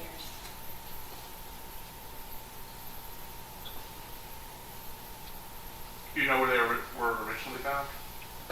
I believe they are originally located behind that Christmas tree near the couch. And we see zooming in next to something by Evans marker 2. What is that? A purse or a bag. Does there appear to be anything on that bag? To me, it appears to be possibly blood.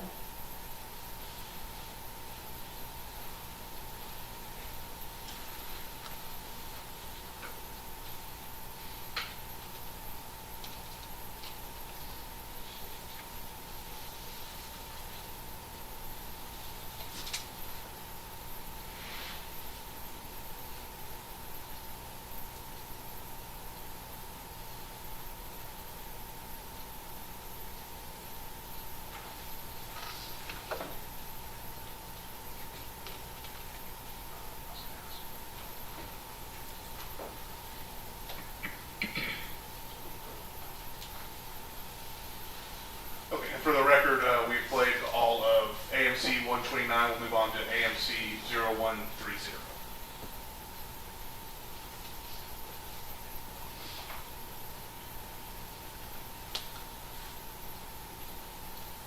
And so this is just that same living room that we had been seeing, but just from a slightly different angle. Correct. Awesome. Now on the floor here, what are we seeing? Various cards and papers. And were those ultimately collected, if you know? Yes, they were. Do you know who they were collected by? I believe Investigator Crow. And who processed those papers once they were collected? I processed those papers once they were collected. Now, my approach? I'm going to show you what's been marked, Investigator Chaviers, as State's Exhibit 90. Do you recognize it? I do. And what is it? It is a evidence package. And what is in the evidence package? Papers and cards collected from the living room floor. So are they the same papers and cards that we see up on the screen in AMC 0130?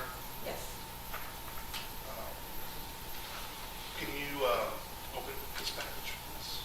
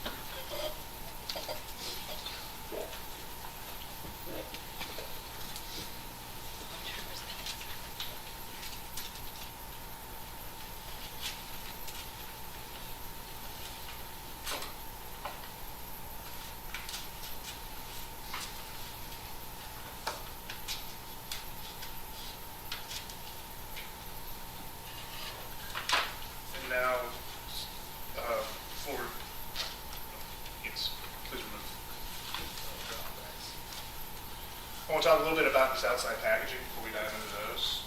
We see around it all this green tape and various writings. What's the purpose of all that green tape and those writings? Anytime the evidence is closed, we seal it with the tape. Okay. And in fact, we see on the back here some various writings. What are these? You can tell us. Initials and dates. And your initials are here? Is that Correct. Prior to you opening it, does it appear to have been tampered or altered with outside the evidence sealings that have already been discussed? No, sir. you did.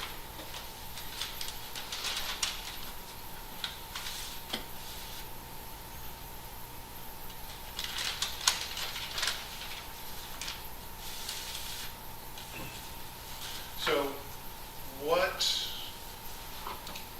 do the contents within these brown bags as well appear to be tampered or altered with in any way? No, sir. Not since I last processed them. Let's talk about how you process them. What's the processing process like? I used a chemical called ninhydrin. Ninhydrin is a chemical that reacts to the amino acids and proteins in the fingerprints.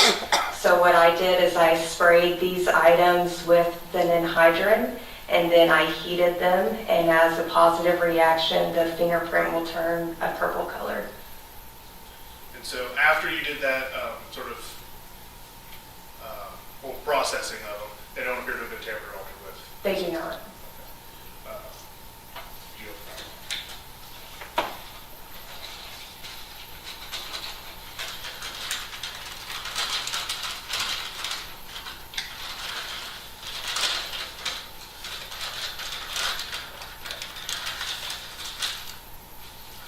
Now, in the second bag, were these processed in the same way?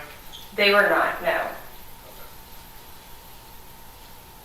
Do they appear to have been tampered or altered with the cards in that second bag? No, not since I processed. Your Honor, this time the state would move to admit State's Exhibit 90 and contents into evidence. No objection, Judge. State's 90 will be admitted. So, taking, out of everything that has been processed with that fingerprint treatment, was it just these two individual items here? There were other items that were processed, but in this packaging, just these two items. Okay. And were any fingerprints gained through that process for these items? Yes. Okay. Could you kind of point out to me where they are? So,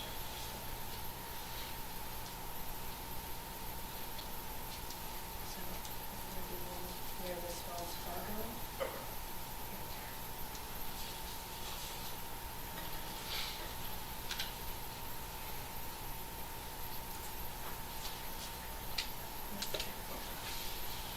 Your Honor, may I publish on the Elmo? Yes. Back.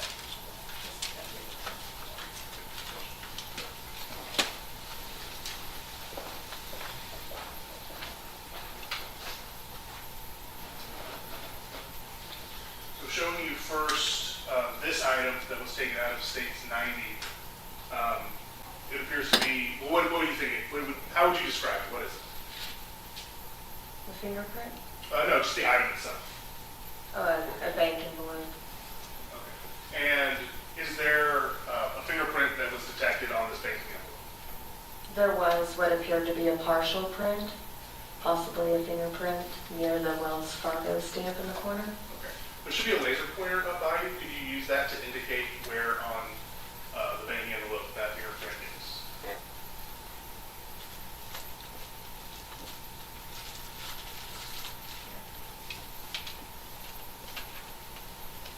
Go ahead and zoom in on that area. But for the record, she indicated to the upper right corner of the banking envelope near the Wells Fargo logo. And just to zoom in, move it over, kind of get a better look at that fingerprint. Was that sent anywhere? Yes, it was sent to Galveston Police Department. And what came with that, the investigation of that? It was submitted to APHIS with no results. APHIS didn't have any results? No. Showing you the second items that you identified out of State's 90.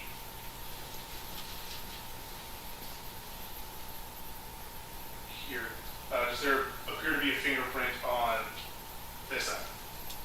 There was one near this area. Not sure if it's visible. And for the record, she's indicating towards the top of this sort of loosely piece of paper. I'll zoom in, see if we can get a better look.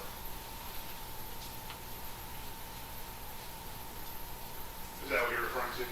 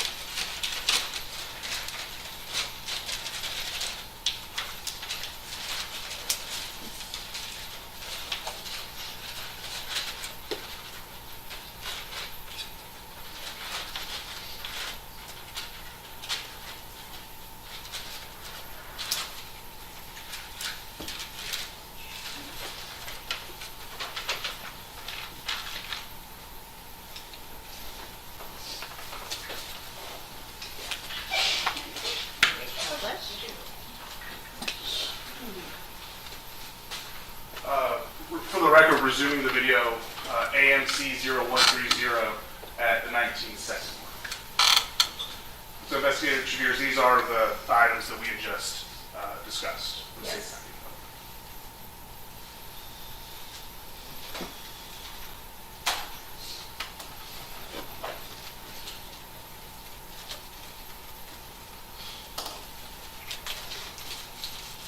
In fact, we even see the Wells Fargo logo on the banking envelope.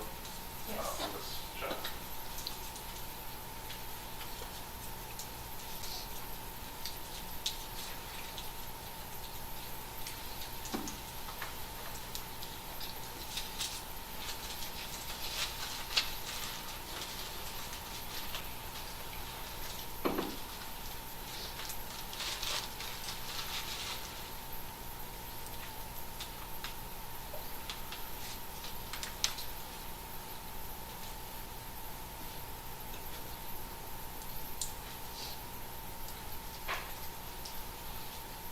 And what are we zooming in on here at this point in the video? Activity, money.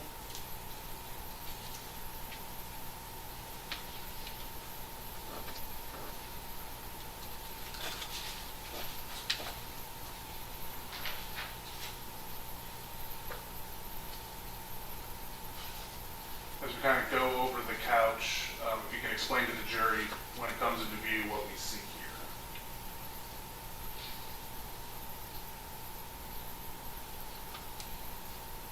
Appears to be a rifle. And does there also appear to be a baggie underneath that rifle? Yes. What does that appear to be to you? I believe it was marijuana.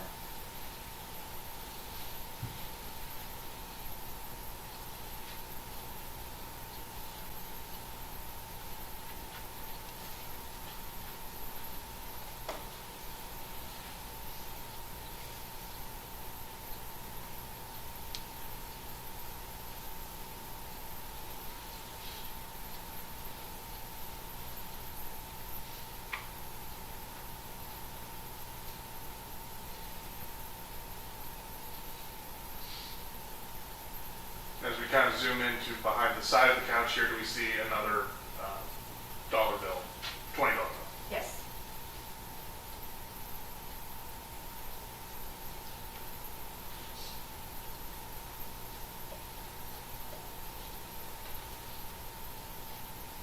Is that piece of paper, is that from the house, or is that something that the sheriff's office brought? I believe that's the search warrant.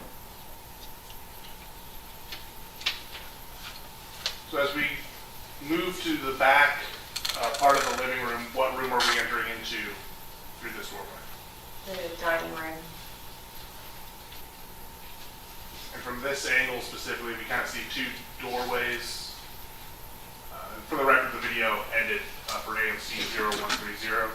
We will now move on to AMC 0131. You see those two bedrooms there on either side of the cabinet? Yes.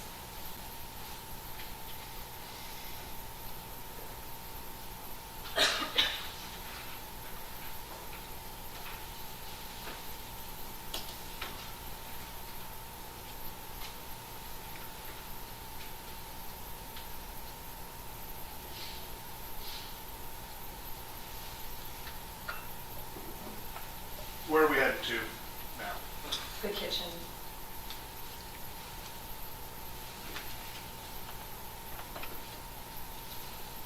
On the counter to the right, I know we're panning away from it, but there appear to be any sort of restaurant food containers. There appeared to be a Taco Bell package.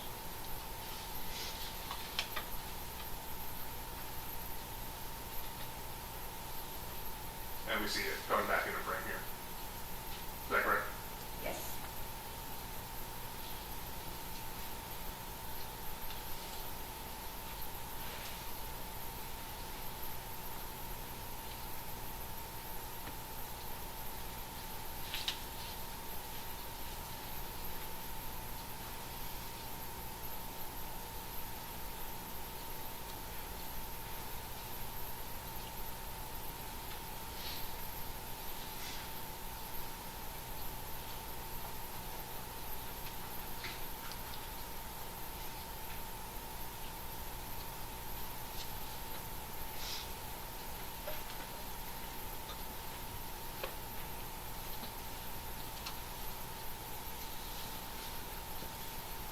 as we pan around, kind of gives you that that other angle of the kitchen. You can see the dishwasher, the sink, and everything else.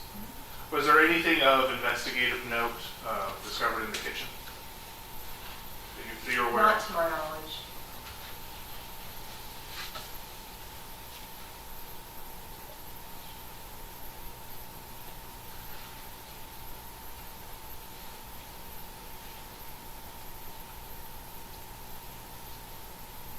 Now we see this curtain here. What is that curtain? What's the purpose of that curtain? That curtain is going to divide the kitchen from what appeared to be a storage room or laundry room.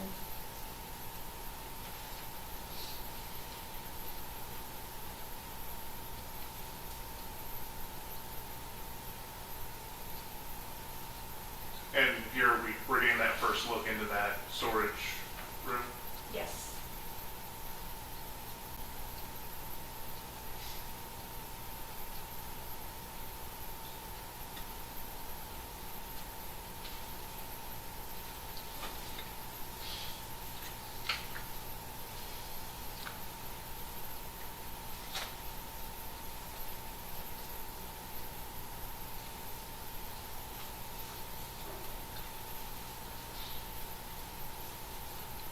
And as we go into this storage room, sort of in the upper right corner, we can see that.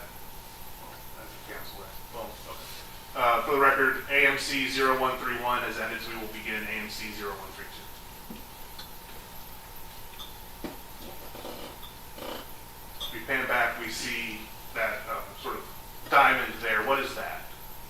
That's an exterior door. It's a door that led to the exterior of the residence. Okay. And does there appear to be anything blocking that door? Yes. What is that? It looks like a dryer. Okay. And can you use the laser pointer just to make sure the jury is aware of what we're looking at? And does there appear to be like other, just I guess, clutter also Yes. there as well?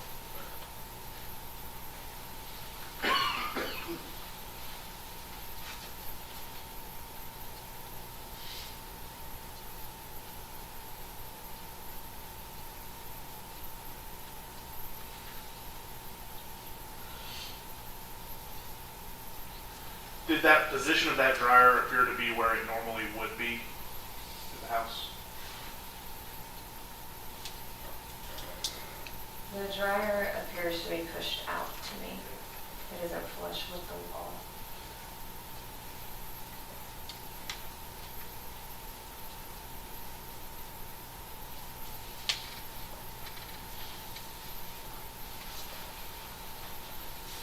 As we come back in, we see that, so the window being broken to that door.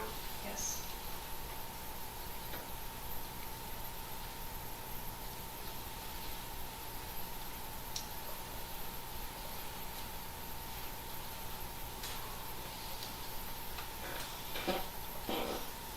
Are you aware of how that door, that window, the door was broken? I am not.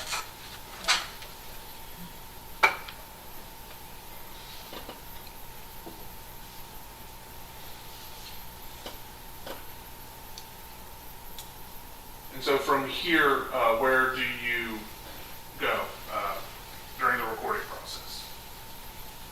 I believe after the storage room, I go to a hallway located on the south side of the residence.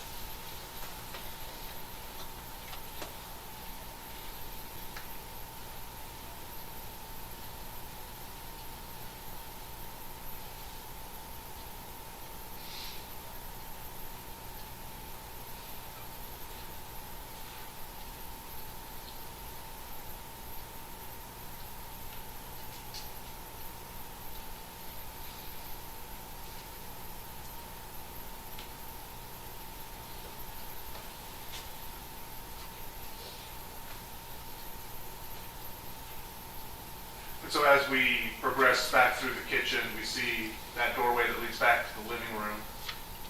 Yes.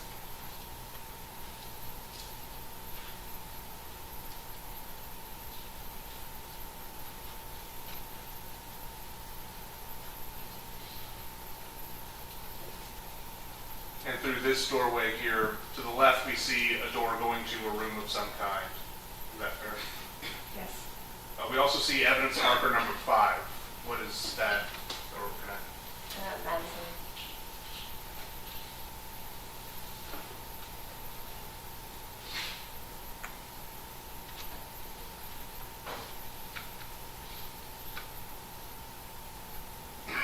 We get a pretty good look at the side view there. Does that magazine appear to be full with bullets, or is there room for more? There appears to be room for more.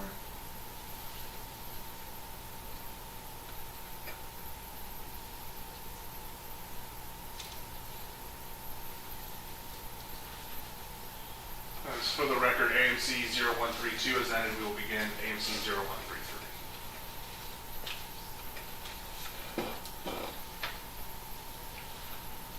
Investigator Chaviers, how would you describe this room? Looks to be like there's several items strewn about the room.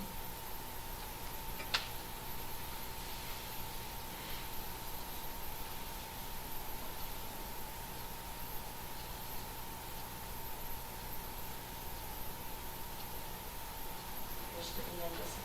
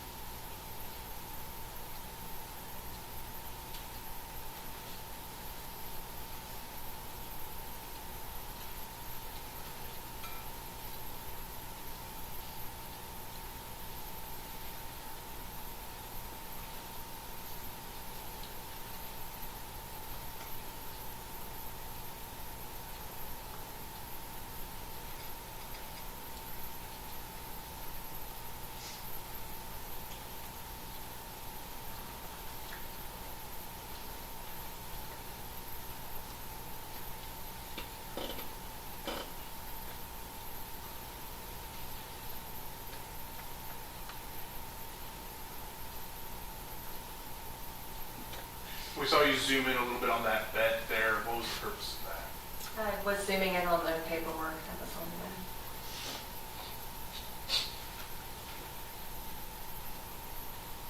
And here, as we pan over to the desks, there also appear to be some more Taco Bell packaging. Yes.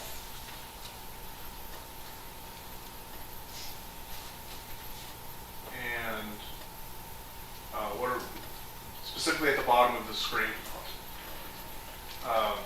Here we see a shot of the desk. What are we seeing here that's of importance? There are pill bottles and then water bottles that appear to have a yellow fluid in them. And so here, I have a laser pointer myself here. At the center of the screen, is that one of those same bottles? Yes. And then over here in this corner, are those more of those same bottles with the orangish yellowish liquid? I don't know if it's the same liquid, but it appears to be bottles with the same color liquid. And there appear to be blankets and pillows and things underneath the desk. Yes.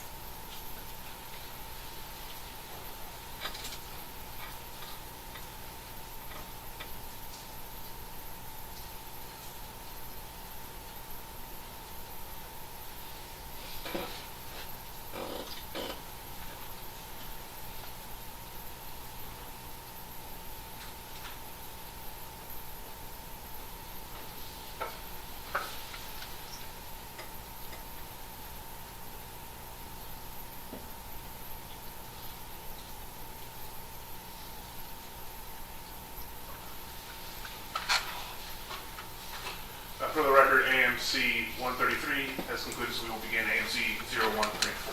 Can you see the attorneys in their files?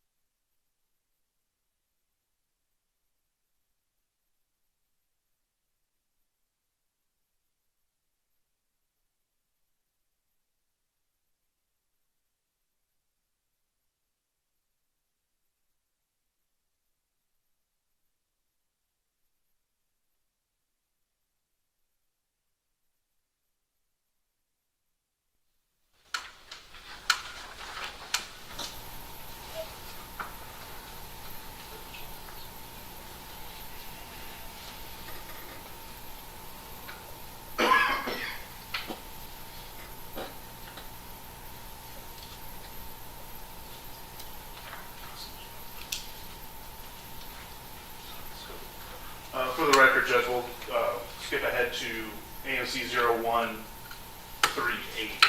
Okay.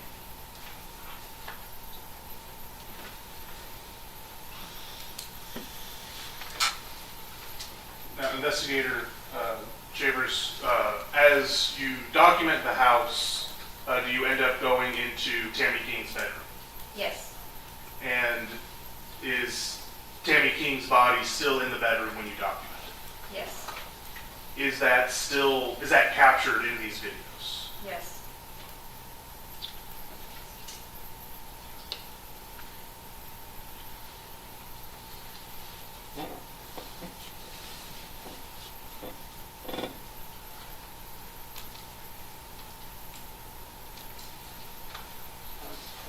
Skipping ahead to the 3-minute and 16-second mark.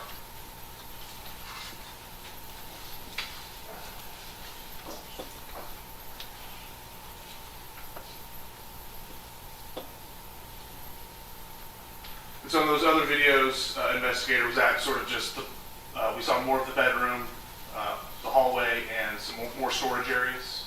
Yes. There was another room with storage in the bathroom, I believe. Was there anything of importance in those other rooms that we skipped over? No.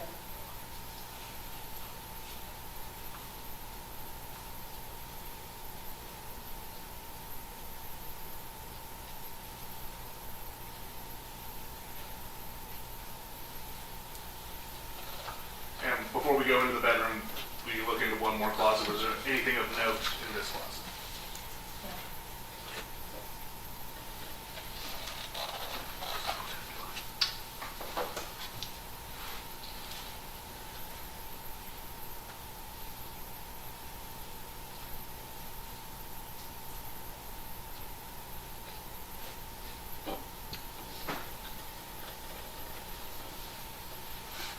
Using the laser pointer, can you kind of direct us to where the bed is in here?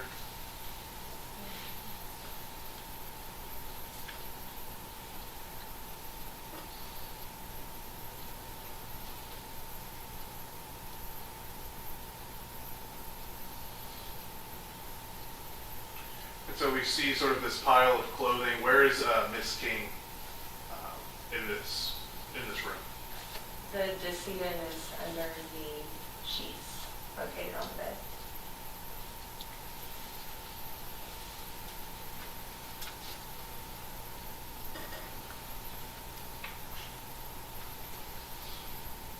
And do you all ultimately remove those sheets as part of this? Yes. What happens with those sheets? Can you explain that to the jury? They are submitted as evidence.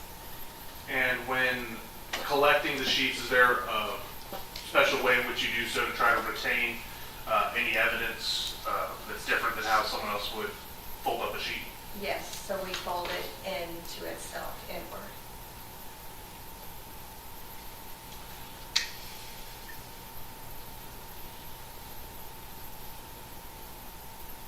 And we're zooming in on evidence marker 6 here. What's that? A bullet. Does it appear to have been fired? No, sir.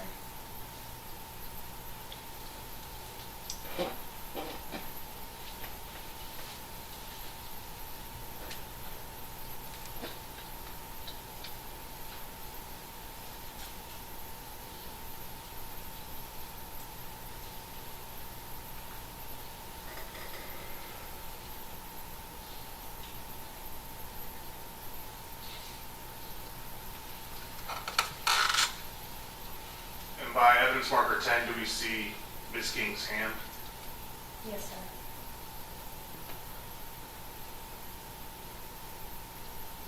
And as we sort of pan back behind this pile of clothing, do we see the rear side of her body? Yes.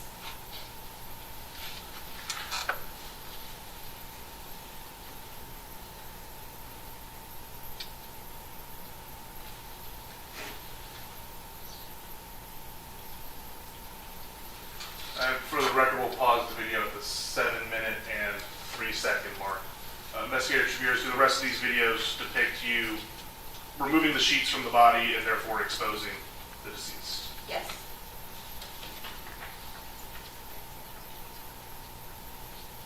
And would it be fair to say that those videos are a little bit more graphic than the ones that we've seen up to this point? Yes.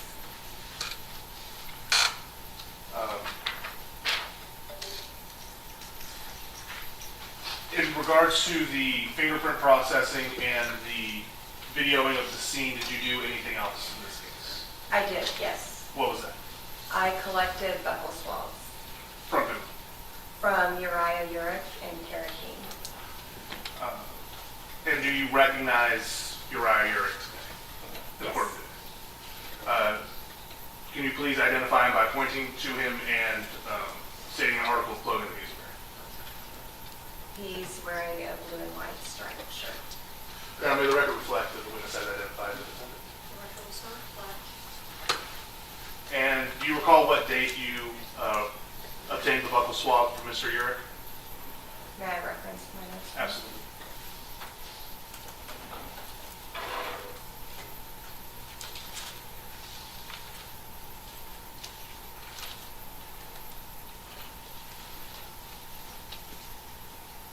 Friday, February 13, 2025. And what is a buccal swab?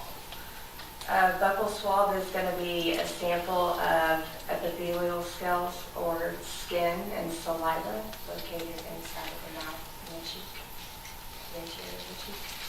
Can you just sort of guide us through the process and how one obtains a buccal swab? Yes, so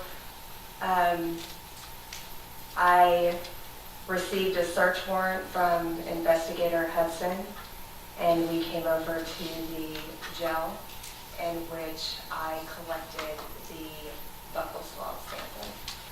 And like physically, you said you take a swab. Yes. How exactly do you like physically swab people for a buccal swab? So I took 2 sterile cotton-tipped applicators, and then I swabbed the interior of the cheek to collect those cells and then the saliva as well. I placed it back into its original packaging and then into a 6x9 envelope. And then I had Uriah place his right thumbprint on the outside of the packaging, and then it was sealed and submitted as evidence. And do you know where it was sent to after it was submitted? I believe it was sent to DPS. To be used in their analysis, is whatever those are. Correct. After the buccal swabs, have you had any more tasks in this investigation? I have not. That's the witness, Judge. Thank you, Your Honor. Ma'am, my name is Phil Agnew, and I represent Uriah Urick, who's sitting here to my right. And looking at the videotape and the pictures and all of that, I mean, that house was in total state of disarray, correct? Yes, sir. And does it appear to you that that was the normal living conditions of that house? I'm uncertain what the normal living condition was of the house. And I guess where I'm coming with this is, I mean, is it your contention, or do you think that as part of everything that happened, the house got to be cluttered and strewn everywhere? Or do you think that that was more of a normal way that that house was kept? I believe it probably depends on the room, but the house did seem in disarray to me. Okay. And that's my impression as well, is that the house was in complete disarray on a normal basis. That's how it appears to me. Would you agree with that or not? I believe some rooms, maybe possibly others, Okay. but I can't say for certain. For instance, you know, there was that rifle that was behind one of the couches with a bag of marijuana on the ground, right? Yes, sir.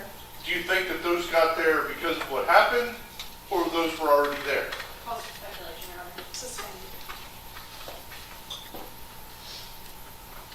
But would you agree with me or not that a rifle behind a couch is not where most people would want to keep their rifles? I don't know where people keep their rifles. As far as gun safety goes, is it advisable to have a rifle behind a couch?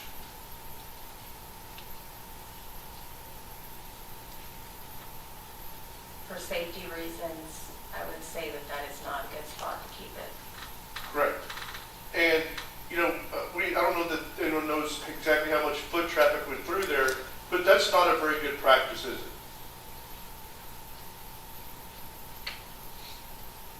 It's not a practice that I would use. And there's been some testimony that there was a gun safe, the guns were always in the safe. It doesn't really appear that that would be true based on the way everything appeared, to me.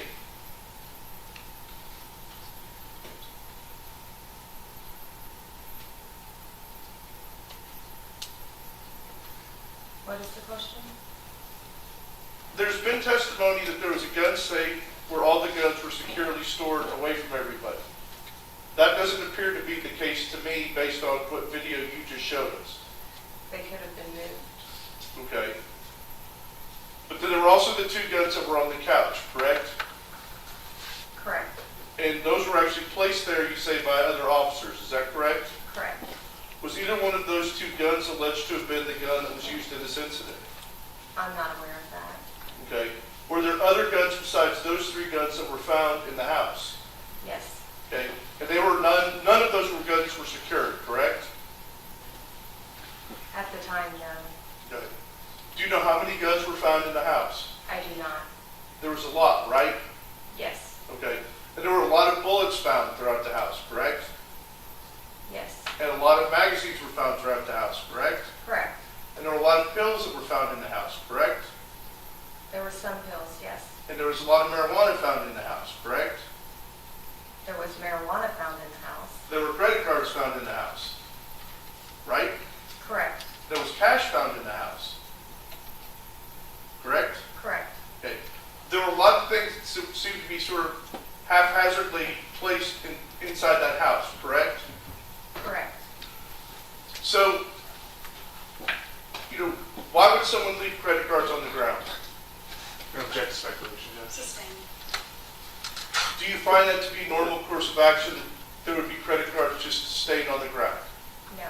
Okay. Cash to be on the ground? Does that make sense? No. Okay.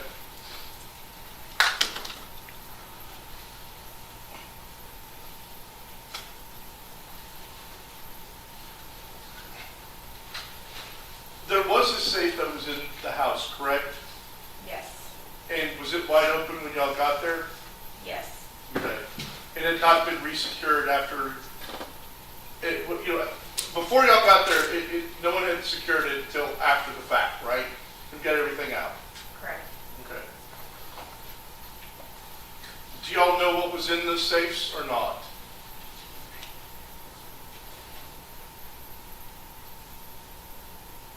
I don't believe there were any items collected from the safe. As far as what was in the safe, I don't recall. So there's no way of knowing what was in the safe before anything happened, correct? Yes. Okay. So they may have all been, the safe could have been empty for all we know, before whatever happened happened. It could have. Good. And the house was probably not in the best condition before whatever happened happened. Object to speculation, Judge. Sustained.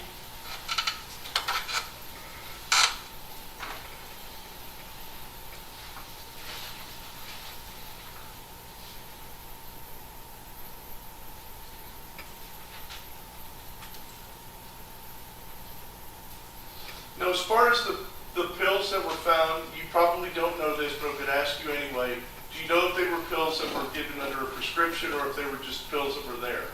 I don't know. Okay. But there were a lot of them, correct? There were several pills on the ground, yes. Pass the witness. Come further, Judge. Okay, thank you. You may step down. Call your next witness. The state called Detective Ashton Stop.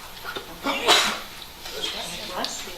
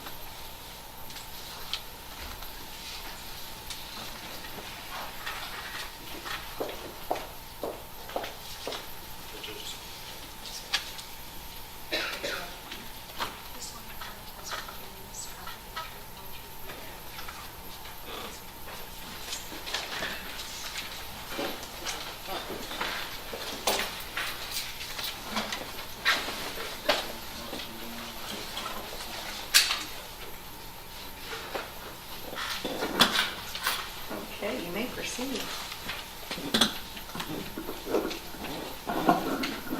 Thank you, Your Honor. Good afternoon, Detective. Good afternoon. Will you please state and spell your name for the record? My name is Ashton Scott. The spelling is Ashton, and the last name is Scott. And Detective Scott, how are you currently employed? I am currently employed with the Galveston County Sheriff's Office. I'm assigned to the Major Crimes Division, specifically the Criminal Investigation Unit. And I'm going to ask you to pull that microphone to you a little bit closer just to make sure that we can all hear you, okay? Okay. And it's adjustable, however you want to make it. Don't want to breathe, I don't. So in order to become a detective in the Criminal Investigation Division, do you have to be a peace officer? Yes, ma'am. How is it you become a peace officer? I completed a basic peace officer academy in 2012 through College of the Mainland, which certified me through the state through TCOL. And when you say through TCOL, is that a licensure you must obtain? Yes, ma'am. It's the Texas Commission of Law Enforcement. And so you said in 2012, correct? Yes, ma'am. So is that fair to say you've been in peace officer for about 13 years? Most of 13 years. I worked for the private side as a corporate fraud investigator for a couple of years. Okay, let's go through kind of your training experience a little bit. What was the first job you had after obtaining your basic peace officer license? I was hired on with the Galveston Police Department in 2013, and I worked for them from 2013 through 2023. And what roles did you have at the Galveston Police Department? I was a patrol officer, I was a field training officer, I was a detective with the crime scene unit, and then I was a sergeant. So I'm going to go through a couple of those. So when you say patrol, is that what we think of as the normal officers who are out and about on the street? Yes, ma'am. Patrol is your first level of response to if you need any type of police assistance, anything from a noise complaint to a homicide or robbery. And then the next thing you said was an FTO. What is that? A field training officer is the officer that trains the new hires to be patrol officers. So is it fair to say you help train the rookies? Yes, ma'am. Okay. And then the next thing that you stated was you were a detective on the crime scene unit. What does that mean? The crime scene unit is forensic evidence. We deal in forensic evidence, so fingerprints, blood spatter, photography. And we've heard from Investigators Crow and Investigator Chaviers from the Sheriff's Office. Would that be the equivalent role of what you were at GPD? Yes, ma'am. Okay. And then the last thing you stated was you were a sergeant. What was that role? I was a patrol supervisor. There were approximately, it fluctuated, but there were approximately 15 officers on my shift, and I was their supervisor. I was over scheduling and making decisions on major scenes. And how long were you in that supervisory role? 3 years. After that 3 years, did you remain at GPD or did you go somewhere else? I left. I went to the private sector. I was a corporate fraud investigator for financial crimes and internal fraud. What does a fraud investigator mean? What did you do?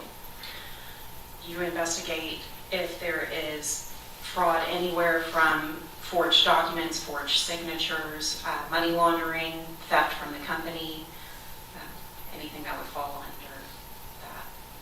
And is that fraud investigation, does that ever correspond with something that law enforcement does? Oh, yes, ma'am. And can you give me an example of that? Why would law enforcement be involved in some fraud investigations?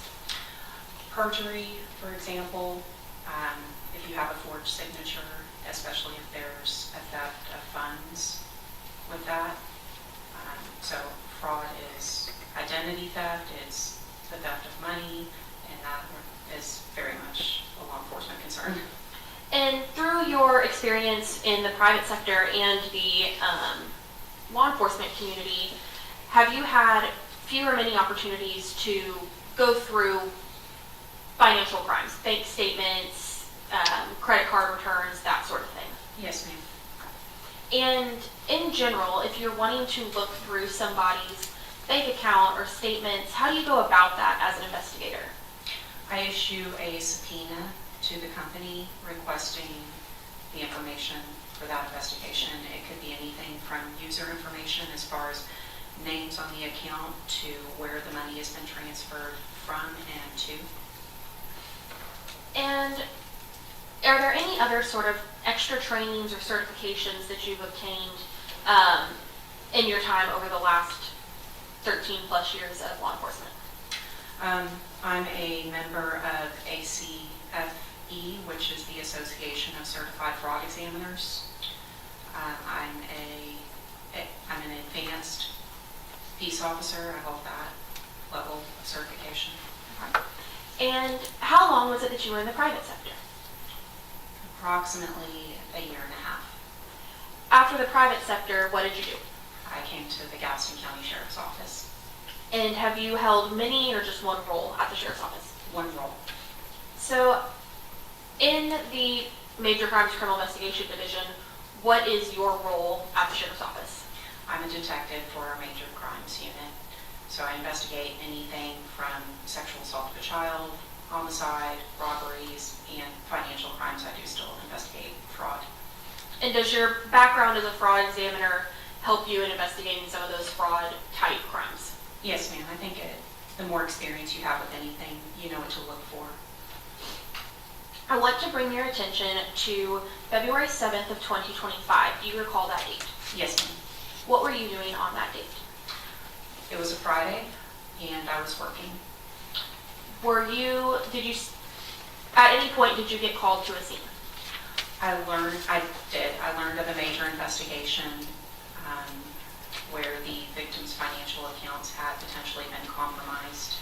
I was tasked with subpoenaing some of those financial institutions and companies for information as far as the transactions on those accounts. And what companies did you subpoena? The initial one that I was tasked with subpoenaing was Chase Bank. I issued a subpoena to them with the victim's information, and they came back and told me that they had no accounts for the victim. Her name was Tammy King. After I issued a subpoena to Chase, I issued another one to Block Inc., which is the corporate name for Cash App. And for those of us who may not know, what is Cash App? Cash App is a peer-to-peer money transfer service. So they facilitate the transfer of money from one person's bank account or credit card to another person's. They're the middleman. And can you also leave money in your Cash App, or do they maintain in bank accounts? You can leave money in it, yes, ma'am. Okay. And so you reached out to Block Inc., and what accounts did you do a subpoena for? Ms. Tammy King. And did that come back with anything? Yes, ma'am. I issued a subpoena to Block Inc. They, on the same day, returned the information.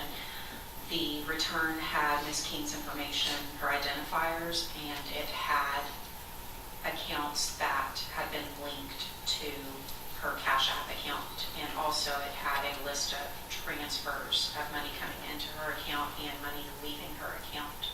Okay. And before we kind of get into what that Cash App gave back to you, were there any other subpoenas that you sent out? Initially the Chase Bank, then the Cash App, and then a Wells Fargo account. And did you receive back any information from Wells Fargo? Yes, ma'am. Okay. And was that also in relation to Ms. King? Do you mind if I? Absolutely. Feel free to refresh your memory, and then once you feel refreshed, look up at me.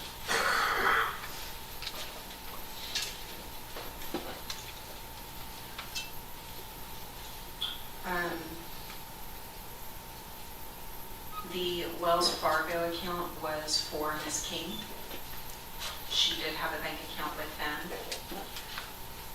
And on her Cash App return, there was another bank account for Chase Bank. Since I'd already talked to Chase Bank and they told me they did not have an account for Ms. King, I knew that was likely not hers. So I issued another subpoena to Chase Bank requesting the information of who that account belonged to. And did you ultimately get information back from Chase Bank about that account number? Yes, ma'am. And did you learn who that account belonged to? Yes, ma'am. Who was that? Uriah Urick. And after you obtained that subpoena returned from Chase Bank, did you send off any extra subpoenas? After I received the one from Chase Bank, I sent an additional subpoena to Cash App for a username that Ms. King had transferred money to that wasn't in the rest of the history. I believe the username on that was Ratstar. Okay. And did you learn who that belonged to? Yes, ma'am. His name was Jaden. And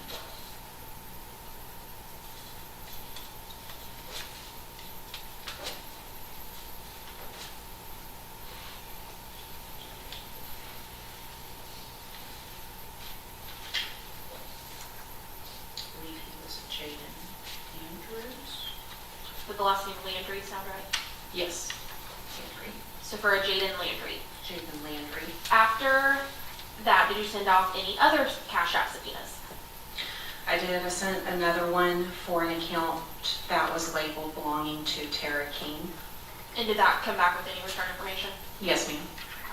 And after that, did you send off any other subpoenas? I sent off one to AT&T for Tammy King's phone records. And when you get these return backs, do the companies also send you what's called a business records affidavit? Yes, ma'am, they do. And what does that mean? That is the company certifying that an employee of their company prepared those records and that they came directly from the company. And when they send you back information, do they send you a little bit or a lot, or does it just depend? It depends. Your next state's going to move to admit states 94, which is the AT&T to Cash App, Wells Fargo, and Chase Bank returns with the accompanying ERAs. Any objection? No. States 94 will be omitted. Thank you, Your Honor. And may I publish? Yes.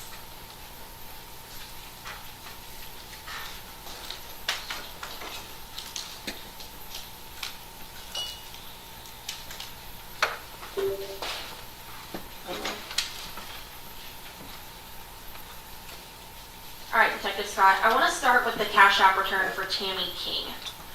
When we open this folder, can you explain to the jury what is it that we look at? This folder is the information that Cash App provided in response to the subpoena I sent them from Ms. Tammy King's account. And is this bottom part the Excel spreadsheet where the data actually is? Yes, ma'am. And what are the other documents?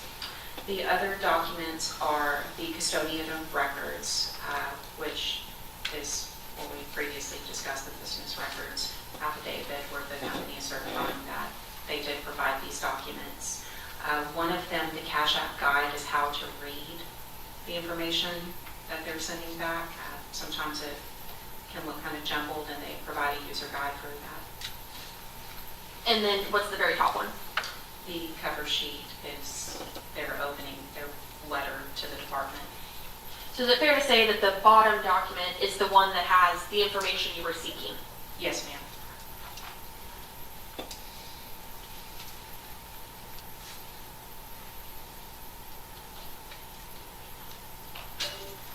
All right. So once you obtained all of these records, do you go through them? Yes, most of them. And is that the majority of what you looked at, these transactions that were going back and forth out of Ms. King's account? Yes, ma'am.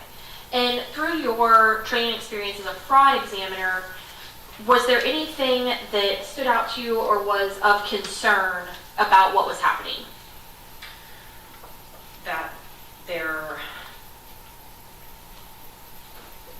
I did go to the original scene. I did see Ms. King. She was deceased, and it looked like she had been that way. It was not fresh. So whenever I received the Cash App returns and saw the dates of the transactions and the attempts at linking accounts to that Cash App account, it seemed like it had occurred around the same time that Ms. King died. So why, through your experience, would that be concerning to you? I know it may sound like a silly question, but what about that raises alarms as an investigator? That around the time she died, somebody was trying to take her money. And was whoever that was actually successful in taking some of her money? Yes, ma'am. Other than going through all of these subpoenas and issuing them, was there anything further that you had involvement with in this case? Yes, ma'am. Well, other than the financial institutions, as I said, I also issued a subpoena to AT&T for Ms. King's phone records. It was requested that I do that. Okay. And was there anything of any large note in those phone records? I did not go through those phone records. Okay. But you did subpoena them and they were as part of this exhibit, correct? Yes, ma'am. Okay. And did you do anything else other than that? I went to the scene. Anything else as far as something you were tasked with, or did that complete your part of the investigation? That completed my part. I'll pass this witness, Your Honor. Thank you, Your Honor. Ma'am, my name is Bill Acton, and I represent Uriah Urick, the city here on my right. The records you requested from all the financial institutions were just from February of 2025, is that correct? As far as my memory serves, yes. So you didn't have like any other history to know what kinds of transactions had happened, let's say January or December, or the months preceding February of 2025, correct? Correct. So there's no kind of reference point to know how much money would have gone to Tara from Tammy before that time? Correct. And presumably, I mean, that's essentially her mother, even though she's not biologically her mother. That was who was raising her. That's a pretty popular way for parents to send money to kids nowadays, correct? Yes, sir, it is. Happens a lot, okay? And I mean, and I know that's different than what we all did when we were growing up, but I mean, that's a pretty common way to transfer money now. You know, it's Cash App, PayPal, things like that, right? Correct. Yes. Okay. So we don't have any history to compare kind of how much transactions may have happened before February as opposed to what happened just in the first 5 or 6 days of February, correct? Correct. We do not have a reference point of what their norm was in their transfers. Okay. And as far as you said you got the AT&T phone records, Yes. but you didn't analyze them or look at them or anything like that? No, sir. Okay. Is that done by somebody else? Yes, sir. Okay. Vice Witness. Just briefly, Judge, and they are republished things 94. Yes.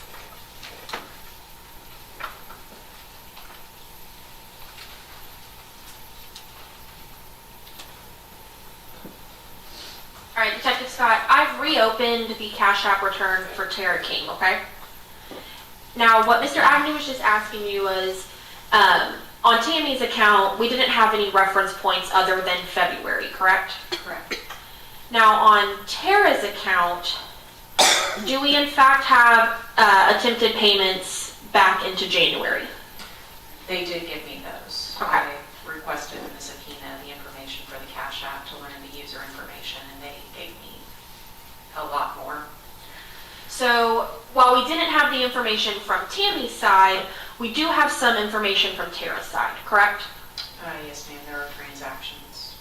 Okay. And these transactions that are occurring in January, do these look like they are, for the most part, successful?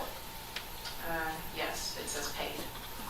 And the amounts, are they smaller or larger amounts? They are under $100. And in comparison to those transfers we see at the later dates in February that we have, the 5th and 6th, how do these amounts compare to the amounts being transferred or attempted transferred on the 5th and 6th? Every one of the transfers on the screen currently is for under $100. And in the ones that you and I reviewed a few minutes ago, they were all for over $100, 2, 3, 500, 1,000. So is it fair to say that there is a difference in the transaction history from January to February? There appears to be, yes. And are we seeing that these are still between Tara and Tammy? Correct, they are.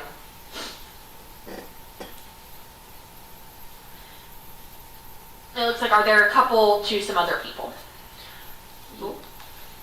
Yes, there is one to Rat Star. That was also the name on Tammy King's Cash App account. There is also another one, a rat star, one to Audrey Van Hoy, Nicole, Antonia, Angel. So in January, Tara had quite a few cash exchanges with multiple people. Is that fair?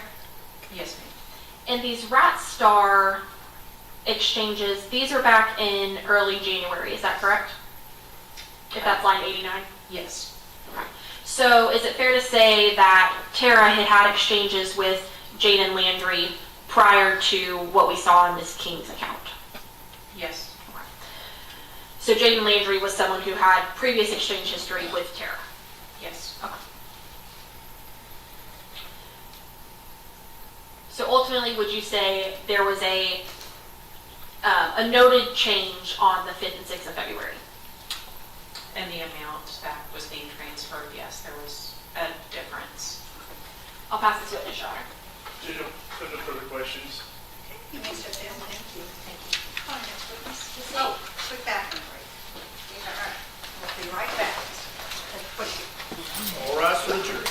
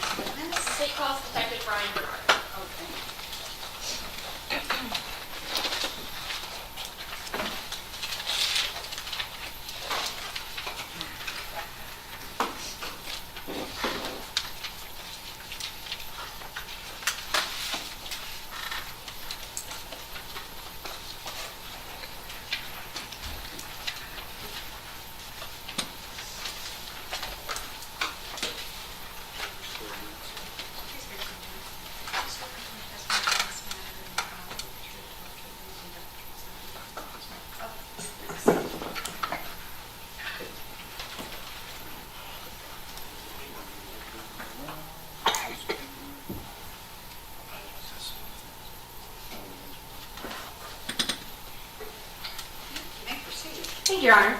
Good afternoon, Detective. How you doing? Would you please state and spell your name for the record? I'm Detective Brian Bernard. It's B-R-Y-A-N. Last name's Bernard, B-A-R-N-A-R-D. And Detective Bernard, how are you currently employed? I'm employed with the Galveston County Sheriff's Office. What is your role at the Galveston County Sheriff's Office? I'm assigned to the Criminal Investigations Division in the Major Crimes Unit. And how long have you been with the Major Crimes Unit? Since January of this year. So roughly 10 to 11 months? Yes, ma'am. Is that the entirety of your law enforcement career? No, ma'am. How long have you been in law enforcement? Approximately 10 years. And we've heard some prior testimony about going through the academy and getting a TCOL certification. Have you done all those typical things as well? I have. Okay. You said approximately 10 years. What was your first role in law enforcement? I started with the Santa Fe Police Department in January of 2016. How long were you with the Santa Fe Police Department? Almost 4 years. And what role did you have with them? I was a patrolman. And for those of us who may not know, just kind of briefly, what's a patrolman? So a patrolman is, we're basically in a marked unit and ride around and answer calls for service, conduct traffic stops, and look for crime. Try to be proactive when we're not answering calls. And after that 4 years with Santa Fe, where did you go next? I moved to the Galveston County Sheriff's Office. And what role did you have at the Galveston County Sheriff's Office first? I started off on patrol here. How long were you there? Don't make me lie to you, maybe 2 years, 2.5 years. What role did you move into after that? I moved into our narcotics unit. And what is your narcotics unit? What do you do? So I was a member of the Organized Crime Task Force, and we primarily focused on gangs, guns, drugs, prostitution, gambling, that sort of thing. And how long was it that you were in the Organized Crime Task Force in the narcotics unit? A little over 2 years. And is that the last unit that you were in prior to moving to major crimes? Correct.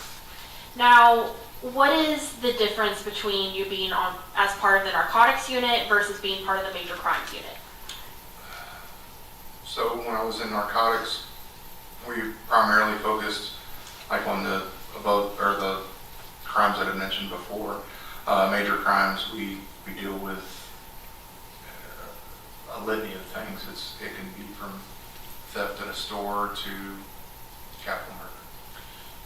And does the way that you approach those investigations, are they the same or different on narcotics versus major crimes?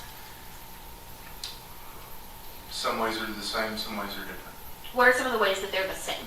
Some ways that they're the same, we conduct interviews just like we would in narcotics. We have access to the same tools that we use in narcotics as far as researching and that type of thing that are law enforcement specific. We conduct surveillance just like we would when we were in narcotics. One of the differences is we don't use CIs or do undercover buys and that sort of thing.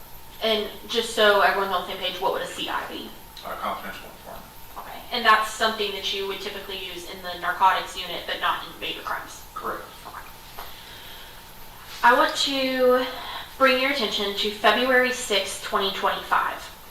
What were you doing on that day?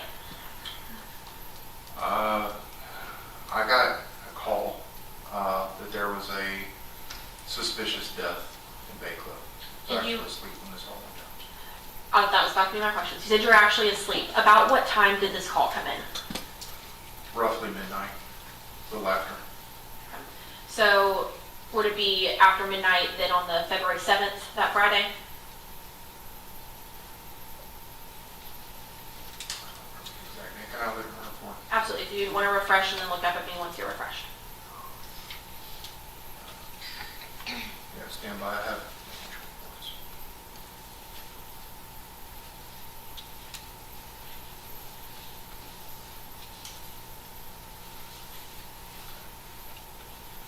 It would have been a little after midnight on February the 8th. That's what I wrote in the report. I may have missed the date. No problem. Is it fair to say that you were called the night of a Thursday going into a Friday? Yes. Okay. And if we have previous testimony that Thursday is the 6th and Friday is the 7th, does that sound right? I can't argue with the calendar. Okay. So So you get this call around midnight, and you said there was a suspicious death, correct? Yes, ma'am. Now, where was it that you were sent to? 4723 15th Avenue, or 15th Street, Bay Cliff, Galveston County, Texas. And what kind of area was 15th Street in Bay Cliff? It's a residential neighborhood. And what, was 4723 a residence? Yes, ma'am. It sits on the east side of 15th Street. And when you, are you familiar with the Bay Cliff area? Very. Why very? I patrolled that area for the time I was on patrol here. So for that, roughly 2 years? Yes, ma'am. It's a pretty small town, so. And, so you said Bay Cliff's a pretty small town, correct? Yes, ma'am. And is Bay Cliff part of kind of an area? The sheriff's office referred to it as the Bay Shore. And what all is included in the Bay Shore? Bay Cliff and San Leon. And how familiar are you with the Bay Shore as a whole? I'm very familiar. And is it for those same reasons for your time on patrol? Yes, ma'am. And narcotics. Okay. So is, from your time in narcotics, you also got familiar with the Bay Shore, is that fair? Yes, ma'am. Is the Bay Shore somewhere where narcotics is pretty prevalent or not very? I would say it's pretty prevalent. Once you arrived at 4723 15th Street, can you tell the jury what it is you could see? So there were, excuse me, there were patrol cars that were already there. Obviously, they were first on scene. They contacted the on-call detective, who is Detective Hudson, and which is where I got dispatched to head out there. When I got out there, I made contact with Deputy Touch. And when you made contact with Deputy Couch, what was the first thing that you did? I got briefed on what he had on the scene, and then I made contact with Detective Hudson, who got there a few minutes after I did. And what was it that you and Detective Hudson started doing? We made contact with Terry Utton and conducted an interview with him inside my unit. And without telling me anything that Mr. Utton said, did you learn his relationship to anyone within the home? Yes, ma'am. And what was that? That he was the former brother-in-law, now boyfriend of Tammy. Okay. And did you learn who all lived inside that residence? Yes, it was Tammy and Tara. After you made contact with Mr. Utton, what was the next thing that you did? I cut a search warrant for the residence. Okay. Why is it that you cut a search warrant? Because we didn't, at that time, we didn't know where Tara King was, and she still has an expectation of privacy inside her home. And we wanted to search her room as well as the rest of the residents, and since she was not there to give consent, we had to write a search warrant for the entire property. So is it fair to say you wrote it just as an abundance of caution with there being multiple people who lived in the home? Correct. Your Honor, may I approach this witness? Yes.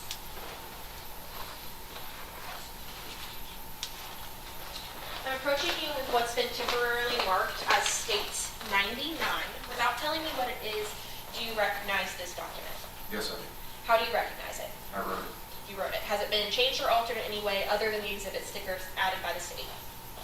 Not to my knowledge. No. Your Honor, may the state move to admit States 99?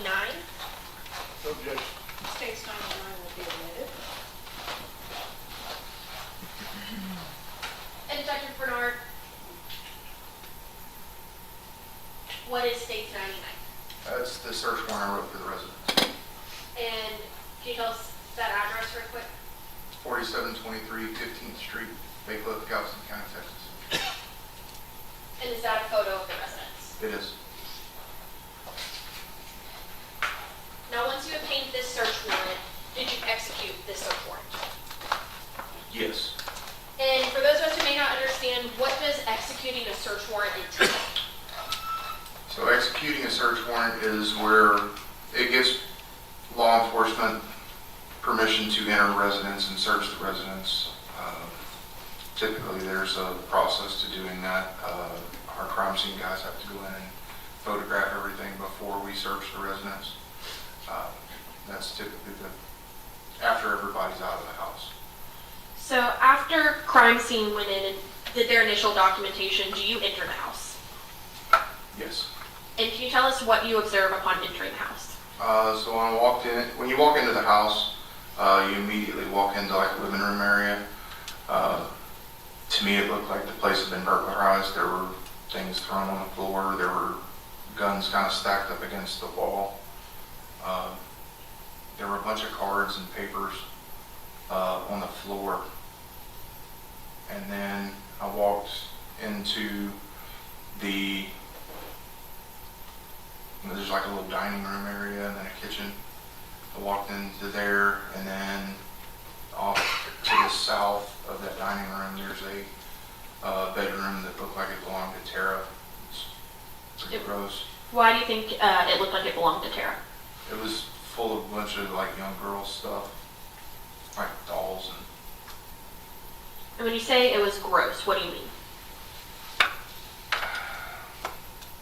There was old food, there was bottles full of urine, there was just stuff, and it was nasty. I've been in cleaner dope houses. Okay. And was Tara's room in a different condition than the rest of the house?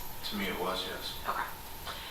After going in Tara's room, where did you go next? Moved to the master bedroom where Tammy was at. And what did you observe inside the master bedroom? That room, there was a bunch of clutter. I would call it organized chaos inside there. Tammy was laying kind of across the bed with her head on the west side of the bed. She was covered partially with some sheets and then had a bunch of like sheets and blankets wrapped around her head. And did the way that the sheets and blankets were, did that seem natural for somebody laying in bed or something else? No, it was completely opposite of what you would want to be laying in bed with. And what else could you observe about Tammy? She was nude. I could see that she had had some lividity on the bottom of her skin. What does that mean? So when someone dies, their blood pools to the lowest point. And is that something that is visible to the eye? Yes. And through your training experience, have you seen individuals with lividity before? Yes. And when you see lividity, is that something that you see immediately after death, or does it take a while to occur? It takes a little while for that to happen. And when you first walked in, was there anything else that you observed about that master bedroom? The gun safes were open. They had I can't remember if there was one or two, but there was a big safe against the wall. There was like a mattress pushed up against the bathroom door. How were the contents of that gun safe? Missing. Missing? So there was nothing that you could see in there? Some empty boxes. And was there anything else that seemed out of place in that room? Anything on the floor, or how did that seem?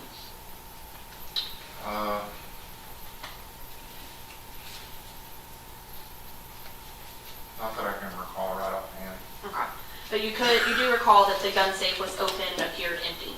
Yes. After you made observations in that master bedroom, what was the next thing that you did? I went back outside and spoke with Sergeant Stevenson, I'm sorry. And we had received information that Tara and Uriah were possibly in the Lake City area. So we left there to go attempt to locate them. Okay. And when you were attempting to locate, how do you attempt to locate somebody? What were you doing? We followed an exigency ping on a phone. I didn't have the ping. So is that how you just learned to go to a certain area? Yes. And what area of Lake City were you in? 518 and Highway 3. And while you were there, were you sitting in one place or were you driving around, or both? We were driving around. Okay. While you were in Lake City, did you ultimately locate Tara or Uriah? I did not. After after you drove around Lake City, what was the next thing that you did? Left there and went back to the house where photographs are still being taken of the house. We were executing the search warrant. At that time, we left there and went and spoke with Shauna Pridgeon, Okay, and who was Shauna Pridgeon in relation to anybody involved? Uriah's mother. Okay. And who went to speak to Shauna Pridgeon? Myself and Captain Miller. Was Shauna the only individual you made contact with? No, sir. Or no, ma'am, I'm sorry. It is all right. And who was the other person or people that you made contact with? His stepfather, Okay. Do you recall his name? Joshua, I believe. Okay. And without telling me what anybody said, what were Shauna and Joshua's demeanors? Joshua is a little easier to describe. He was kind of quiet. He just kind of stood back while we spoke with Miss Pridgeon. She was upset, obviously, as any mother would be. So, She didn't really know what was going on at the time. so reasonably upset. Yes. While you were speaking to Mr. and Mrs. Pridgeon, did you receive anything from them? We got a picture of a Cash App where I guess some money had been entered into his account, or to Uriah's account, his Cash App account, and then immediately withdrawn. So some information about Uriah's financials, is that fair? Yes. Okay. After you left the Pridgeons, where did you go? I went back to the original house. And what happened once you arrived back at the home? That they were collecting evidence then. When you say they, who do you mean? Our crime scene. While they're collecting evidence, what are you doing? At that point, I'm helping them to see if there's any other evidence that we may see that our crime scene guys may not have seen. So we're going through and assisting with the search of the residence. And was there anything that stood out to you as you searched the residence? So when we went in there, there was a bag of dog food on the floor. I thought it was really weird. The dog food was cut open and just kind of left open, like somebody was leaving a dog there. There was like 2 or 3 water bowls, but there wasn't a dog. So that stood out to you, that there was dog food and no dog? Yes. Okay. Was there anything else that stood out to you as you searched the home? Detective Rodriguez found a letter. It was pretty weird. Okay. And is that a letter that was located where? In Sarah's bedroom. Okay. And after that, what's the next thing that occurred or that you observed?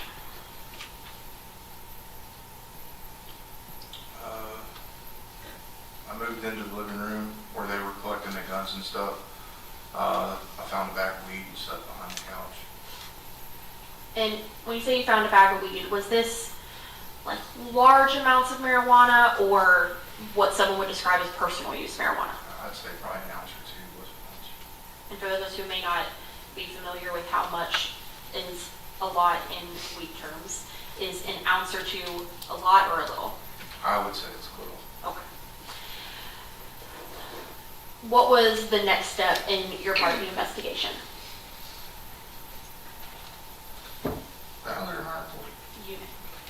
If you want to refresh your memory, and then look up at me once you feel refreshed.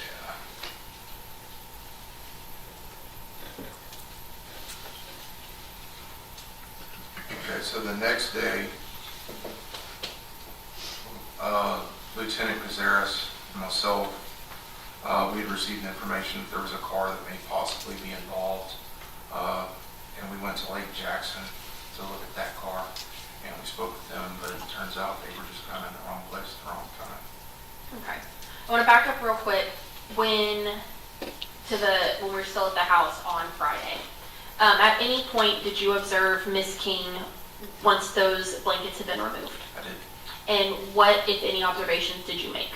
I was there with the medical examiner, investigator, and he had located a bullet wound, or a gunshot wound, to the left side of her head near her ear. Okay. So then we moved to the next day. you said that you received information, received some tips. Was there something that occurred on Friday that led to the sheriff's office receiving tips and calls? Yes, they put out Facebook posts. And is that something that is pretty usual in major crimes? Yeah, typically. So you stated that you looked into a vehicle in Lake Jackson, but ultimately it was not involved. I need to back up a little bit. Go for it. So before we went there, I was on my way to the office and got rerouted to 310 Waco Street, Lake City. And what kind of location is 310 Waco? It's an apartment complex, specifically apartment 106. And when you arrived at apartment 106, who, if anybody, did you make contact with? That would have been Christian Atkins. And about how old was Christian Atkins? Early 20s, maybe. I have his birthday here. I can do some quick math if you'd like. You're good. Early 20s works. So when you met with Christian Atkins, what significance did 310 Waco apartment 106 have?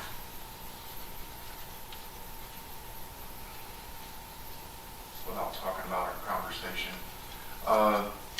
Christian was in possession of some firearms, some hair dye, some hair, and a bunch of clothes that Tara and Uriah had left behind. So Tara and Uriah had been at that location? Correct. And so when you arrived at that location, what did you see, or how, let me back up. Was Christian cooperating with you? Absolutely. Your Honor, may I approach the exhibits? Yes.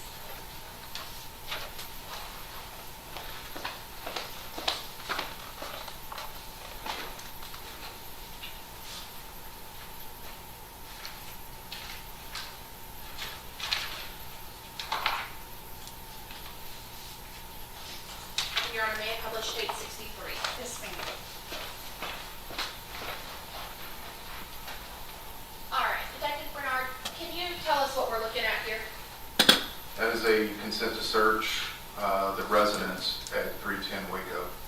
And who gave consent to that location? That was Christian Atkins. He gave consent to search the entire apartment minus his bedroom. He had 3 pretty big aggressive dogs in there. And the individuals that he gave consent to were who? Myself or any deputy with the sheriff's office. Okay. And so you said he gave consent to go anywhere in his home except for his room due to having 3 large dogs. Is that fair? Yes, they were aggressive. Okay. When you went into Christian's home, what did you observe? So Christian had piled up a bunch of clothes that I guess Tara had left behind. He had some guns that were in like soft gun cases. He had piled up a bunch of hair dye and things like that that I guess they had gone to Walmart and bought, and a bunch of hair that I guess they were cutting their hair. And did crime scene come out to assist with the search? They did. And did they collect pertinent evidence and document it? Yes, ma'am. All right, before we go any further, it's already 5. So why don't I go ahead and release you when we start up again tomorrow morning at 9:30. All rise for the jury.